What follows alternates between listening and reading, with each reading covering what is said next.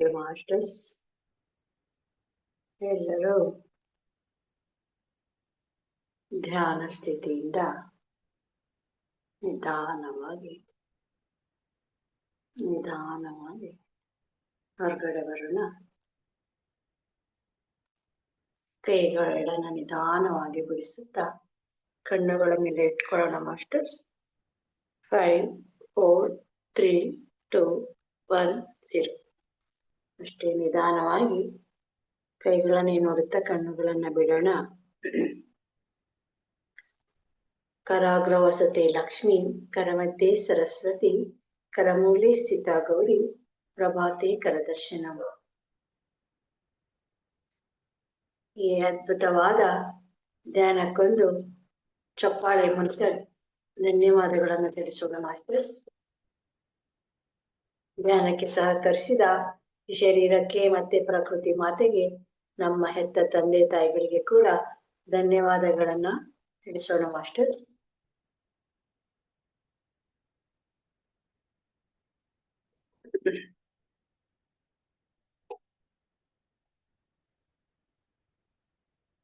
ಇಷ್ಟು ಹೊತ್ತು ಧ್ಯಾನದ ಸವಿಯನ್ನು ಸವಿದಿದ್ದೇವೆ. ಮುಂದಿನ ಕಾರ್ಯಕ್ರಮ ಸ್ವಾಧ್ಯಾಯದ ಕಾರ್ಯಕ್ರಮ. ಈ ದಿನದ ಸ್ವಾಧ್ಯಾಯದ ಕಾರ್ಯಕ್ರಮವನ್ನ ನಡೆಸಿಕೊಡಲು ಬಂದಿದ್ದಾರೆ ನಮ್ಮ senior pyramid master Shanta Muralidhar madam. ಇವರು ಹಿಮಾಲಯದ ಯೋಗಿಗಳ ಗರಡಿಯಲ್ಲಿ ಅನ್ನೋ ಪುಸ್ತಕದ ಸ್ವಾಧ್ಯಾಯವನ್ನು ಮಾಡಲಿದ್ದಾರೆ. ನಾವು ಇಷ್ಟು ಹೊತ್ತು ಧ್ಯಾನದ ಸವಿಯನ್ನ ಸವಿದಿದ್ದೇವೆ. ಮುಂದಿನ ಕಾರ್ಯಕ್ರಮ ಸ್ವಾಧ್ಯಾಯದ ಸವಿಯನ್ನ ಸವಿಯುವ ಸಮಯ ಮಾಸ್ಟರ್ಸ್. ಎಲ್ಲರೂ ಸ್ವಾಧ್ಯಾಯವನ್ನ ಕೇಳೋಣ. Welcome to you madam. Thank you madam. ನಮಸ್ತೆ. ನಮಸ್ತೆ. ಪ್ರಾರಂಭ ಮಾಡಲ? ಎಲ್ಲರಿಗೂ ಶುಭ ಮುಂಜಾನೆ. ಎಲ್ಲರಿಗೂ ಶುಭ ಮುಂಜಾನೆ. ಶುರು ಮಾಡ್ಲಾ? Okay madam. ಪಿತಾಮಹ ಪತ್ರಿಜಿ ಗುರುಗಳಿಗೆ, ಸ್ವರ್ಣಮಾಲಾ ಪತ್ರಿಜಿಯವರಿಗೆ ಮತ್ತು ನನ್ನ ಮಾತಾಪಿತೃಗಳ ಪಾದಾರವಿಂದಗಳಿಗೆ ವಂದಿಸಿ ಆಶೀರ್ವಾದವನ್ನು ಬೇಡುತ್ತಾ, ನಾನು ಶಾಂತಾ ಮುರಳೀಧರ್ ಬೆಂಗಳೂರಿನಿಂದ ಮಾತನಾಡ್ತಿದ್ದೇನೆ. ನನಗೆ ಇಲ್ಲಿ ಮಾತನಾಡಲು ಅವಕಾಶ ಮಾಡಿಕೊಟ್ಟ ಶ್ರೀಮತಿ ಅನಿತಾ ಪಿಂಡಿ ಮೇಡಮ್ ಅವರಿಗೆ ಮತ್ತು ಇಲ್ಲಿರುವ ಎಲ್ಲ ಧ್ಯಾನ ಬಂಧುಗಳಿಗೆ ವಂದಿಸ್ತಾ ಇದ್ದೇನೆ. ಇಂದಿನ ಸ್ವಾಧ್ಯಾಯ, 2ನೇ ದಿನದ ಸ್ವಾಧ್ಯಾಯ, ಶ್ರೀ ಎಂ ಅವರು ಅವರ ಆತ್ಮಕಥೆಯನ್ನ ಅವರೇ ಬರೆದುಕೊಂಡಿರುವಂತಹ ಹಿಮಾಲಯ ಗುರುವಿನ ಗರಡಿಯಲ್ಲಿ ಎಂಬ ಪುಸ್ತಕದಿಂದ 2ನೇ ದಿನದ ಸ್ವಾಧ್ಯಾಯವನ್ನ ನಾನೀಗ ಮುಂದುವರಿಸ್ತಾ ಇದ್ದೇನೆ. ನಿನ್ನೆವರೆಗೂ ನಾವೇನ್ ನೋಡಿದ್ವಿ ಅಂತ ಹೇಳಿದ್ರೆ, ಶ್ರೀ ಎಂ ಅವರು ಹಿಂದಿನ ಜನ್ಮದಲ್ಲಿ ಯೋಗಿ ಆಗಿದ್ದವರು, ಹಿಂದೂ ಆಗಿದ್ದವರು. ಅವರು ಒಬ್ಬ ಮುಸ್ಲಿಮಿಗೆ ಕೆಟ್ಟದಾಗಿ ನಡೆಸ್ಕೊಂಡಿದ್ರಿಂದ ಅವರು 18ರಿಂದ 19 ವರ್ಷ ಆಗಿರುತ್ತೆ ಅವರಿಗಾಗ. ಅವರು ಆ ತರ ನಡೆಸ್ಕೊಂಡಿದ್ರಿಂದ ಮಹಾವತಾರ್ ಬಾಬಾಜಿ ಅವರವ್ರಿಗೆ ಹೇಳ್ತಾರೆ, ನೀನು ಇನ್ನು ಮಾಡಿದ ಕರ್ಮವನ್ನು ನೀನು ಅನುಭವಿಸ್ಲೇಬೇಕು. ನೀನ್ ಈ ಕ್ಷಣ ನಿನ್ನ ದೇಹವನ್ನ ಬಿಡು, ಕೇಚರಿ ಮುದ್ರೆಯಿಂದ ನಿನ್ನ ದೇಹವನ್ನ ಬಿಡು. ನೀನ್ ಇನ್ನೊಂದು ಜನ್ಮ ಮುಸ್ಲಿಂ ಆಗಿ ಹುಟ್ಬೇಕು. ನೀನ್ ಅವನಿಗೆ ಏನ್ ಮಾಡಿದ್ಯಾ ನೀನ್ ಅದನ್ನೆಲ್ಲ ಅನುಭವಿಸ್ಲೇಬೇಕಂತ ಹೇಳ್ತಾರೆ. ಅದರ ಪ್ರಕಾರ ಅವರೀಗ ಇನ್ನೊಂದು ಜನ್ಮ ತೆಗೆದು ಭೂಮಿಗೆ ಮುಸ್ಲಿಂ ಮನೆಯಲ್ಲಿ ಹುಟ್ಟಿ ಬಂದಿದ್ದಾರೆ. ಅಲ್ಲಿವರೆಗೂ ನಾವು ನೋಡಿದ್ವಿ. ಆದ್ರೆ ಇವರಿಗೆ ಹಳೆ ನೆನಪುಗಳೆಲ್ಲ ಆಗ್ತಾ ಇರತ್ತೆ ಅವಾಗ. 9ನೇ ವರ್ಷಕ್ಕೆ ಅವರಿಗೆ ಅವರ ಗುರುಗಳು ಸಿಗ್ತಾರೆ. ಮಹಾವತಾರ ಬಾಬಾಜಿಯ ಮೊದಲನೇ ಶಿಷ್ಯರಾದ ಮಹೇಶ್ ಅವರು ಸಿಗ್ತಾರೆ. ಆಮೇಲೆ ಈಗ ಮುಂದುವರೆದ ಭಾಗ ನೋಡೋಣ. ನಮ್ಮ ಮನೆಗೆ ಹತ್ತಿರದಲ್ಲೇ ಇದ್ದ ಓರ್ವ ಉತ್ಪಲ ಚೇತನದೊಂದಿಗೆ ನನ್ನ ಮುಖಾಮುಖಿಯ ಕುರಿತು ನಿಮಗೀಗ ಹೇಳುತ್ತೇನೆ. ಆಗಷ್ಟೇ 5ನೇ ತರಗತಿ ಮುಗಿಸಿದ್ದೆ ನಾನು. ಹೋಲಿ ಏಂಜಲ್ಸ್ ಕಾನ್ವೆಂಟ್ ನಲ್ಲಿ 5ನೇ ತರಗತಿ ನಂತರ ಹುಡುಗರಿಗೆ ಅವಕಾಶ ಇರಲಿಲ್ಲ. ಹಾಗಾಗಿ ನನ್ನನ್ನು ಮಾಡೆಲ್ ಸ್ಕೂಲಿಗೆ ಸೇರಿಸಿದ್ರು. ಮಿಸ್ಟರ್ ಕ್ಲಾರ್ಕ್ ಎಂಬ ಆಂಗ್ಲನೊಬ್ಬ ಆರಂಭಿಸಿದ್ದ ಹೈಸ್ಕೂಲ್ ಅದು. ಹುಡುಗರಿಗಷ್ಟೇ ಮೀಸಲಾಗಿತ್ತು. ಮನೆಯಿಂದ ಶಿಕ್ಷಣದಲ್ಲಿ ಉತ್ಕೃಷ್ಟತೆಗೆ ಮಾತ್ರವಲ್ಲ, ಸಂಗೀತ, ನಾಟಕ, ಚಿತ್ರಕಲೆ ಮತ್ತು ಕರಕುಶಲ ವಿಭಾಗಗಳು ಅತ್ಯುತ್ತಮವೆಂದು ಹೆಸರಾಗಿದ್ದ ಶಾಲೆ ಅದು. ಮನೆಯಿಂದ 3-4 ಕಿಲೋಮೀಟರ್ ದೂರವಿದ್ದ ಶಾಲೆಗೆ ಪ್ರತಿದಿನ ನಡೆದು ಹೋಗುತ್ತಿದ್ದ ಹುಡುಗರ ದೊಡ್ಡ ಗುಂಪಿನಲ್ಲಿ ನಾನು ಒಬ್ಬನಾದೆ. ಎಲ್ಲರೂ ಸೇರಿ ಸಂತೋಷವಾಗಿರ್ತಿದ್ದೆವು. ಅವರಲ್ಲಿ ನನಗಿಂತ ದೊಡ್ಡವರಾಗಿದ್ದ 2 ಅಣ್ಣ ತಮ್ಮ ನಮ್ಮನೆಯಿಂದ ಅರ್ಧ ಕಿಲೋಮೀಟರ್ ದೂರದಲ್ಲಿ ವಾಸಿಸುತ್ತಿದ್ದರು. ವಿದ್ಯಾಭ್ಯಾಸದ ಬಗ್ಗೆ ಕೊಂಚ ಅತಿಯಾಗಿ ಗಂಭೀರವಾಗಿದ್ದ ಸಹೋದರರು ಅವರು. ಒಳ್ಳೆಯವರು. ತಮಿಳುನಾಡಿನಿಂದ ವಲಸೆ ಬಂದಿದ್ದ ತಮಿಳು ಮಾತನಾಡುವ ಕುಟುಂಬಕ್ಕೆ ಸೇರಿದವರು. ಅವರ ತಂದೆ ಅನಂತನಾರಾಯಣ್ ಪಿಳ್ಳೆ ಪೊಲೀಸ್ ವಿಭಾಗದಲ್ಲಿ ಕೆಳದರ್ಜೆಯ ಅಧಿಕಾರಿಗಳಾಗಿದ್ರು, ನಿವೃತ್ತರಾಗಿದ್ರು ಅವರು. ತಾಯಿ ಕಮಲಮ್ಮ ತುಂಬಾ ವಾತ್ಸಲ್ಯ ಮಹಿಯವರು ಅಂತ ಇವರು ಹೇಳ್ತಾರೆ. ಆ ಅಣ್ಣನ ಹೆಸರು ಮಾರ್ತಾಂಡ ಪಿಳ್ಳೆ, ತಮ್ಮನ ಹೆಸರು ಶಿವಾನಂದ ಪಿಳ್ಳೆ ಅಂತ ಅವ್ರು ಹೇಳ್ತಾರೆ. ಹೀಗೆ ಇವರು ಅವ್ರ ಮನೆಗೆ ಹೋಗಿ ಅಲ್ಲಿ ಹೋಗ್ತಿದ್ರು. ದೊಡ್ಡ ಆವರಣದೊಳಗಿನ ಒಂದು ಸಣ್ಣ ಮನೆಯಲ್ಲಿ ಆ ಕುಟುಂಬ ವಾಸಿಸುತ್ತಿತ್ತು. ಆವರಣದ ಒಂದು ಭಾಗವನ್ನು ಸೌದೆ ಮಾರುವ ಮರಮುಟ್ಟು ಅಂಗಡಿಯನ್ನಾಗಿ ಪರಿವರ್ತಿಸಿದ್ದರು. ಅಂದಿನ ದಿನಗಳಲ್ಲಿ ಎಲ್ಲಾ ಮನೆಗಳಲ್ಲೂ ಅಡುಗೆಗೆ ಸೌದೆಯನ್ನೇ ಉಪಯೋಗಿಸುತ್ತಿದ್ದರಷ್ಟೇ. ಹಾಗಾಗಿ ನಿವೃತ್ತಿಯ ನಂತರ ಅನಂತನಾರಾಯಣರು ಸೌದೆ ಅಂಗಡಿ ತೆರೆದರು. ಮೊದಲಿಗೆ ನಾವು ಅವರಿಂದಲೇ ಸೌದೆ ಕೊಳ್ಳುತ್ತಿದ್ದೆವು. ನಾನು ದಿನನಿತ್ಯವೆಂಬಂತೆ ಆ ತಂಬಿಗಳನ್ನು ಅಂದ್ರೆ ಅಣ್ಣ ತಮ್ಮಂದ್ರನ್ನ ಭೇಟಿ ಮಾಡಲು ಅವರ ಮನೆಗೆ ಹೋಗುತ್ತಿದ್ದೆ. ಅಲ್ಲದೆ ಅವರೊಂದಿಗೆ ಶಾಲೆಗೆ ಹೋಗುವುದು, ಮನೆಗೆ ಬರುವುದು ಮಾಡುತ್ತಿದ್ದುದರಿಂದ ಈ ಸ್ನೇಹ ಮತ್ತಷ್ಟು ಗಾಢವಾಯಿತು. ಅವರ ತಾಯಿ ಕಮಲಮ್ಮನವರಿಗೂ ನಾನೆಂದ್ರೆ ಬಲು ಅಕ್ಕರೆ. ಅವರದು ದೊಡ್ಡ ಕುಟುಂಬ. ಆ ಸಣ್ಣ ಮನೆಯೊಳಗೆ 3 ಹುಡುಗರಲ್ಲದೆ ಇನ್ನೊಬ್ಬ ಗೋಪಾಲ ಅಂತ ಕಡೆಯವನಿದ್ದ. ತಂದೆ ತಾಯಿ ಮತ್ತು 2 ಸಹೋದರಿಯರು ಶ್ಯಾಮಲಾ, ತಂಗಂ ಇದ್ದರು. ಹಿರಿಯ ಸೋದರಿ ಶಾಂತ. ಹೀಗೆ ತುಂಬಾ ಜನ ಇರುವಂತ ಒಂದು ದೊಡ್ಡ ಸಂಸಾರ.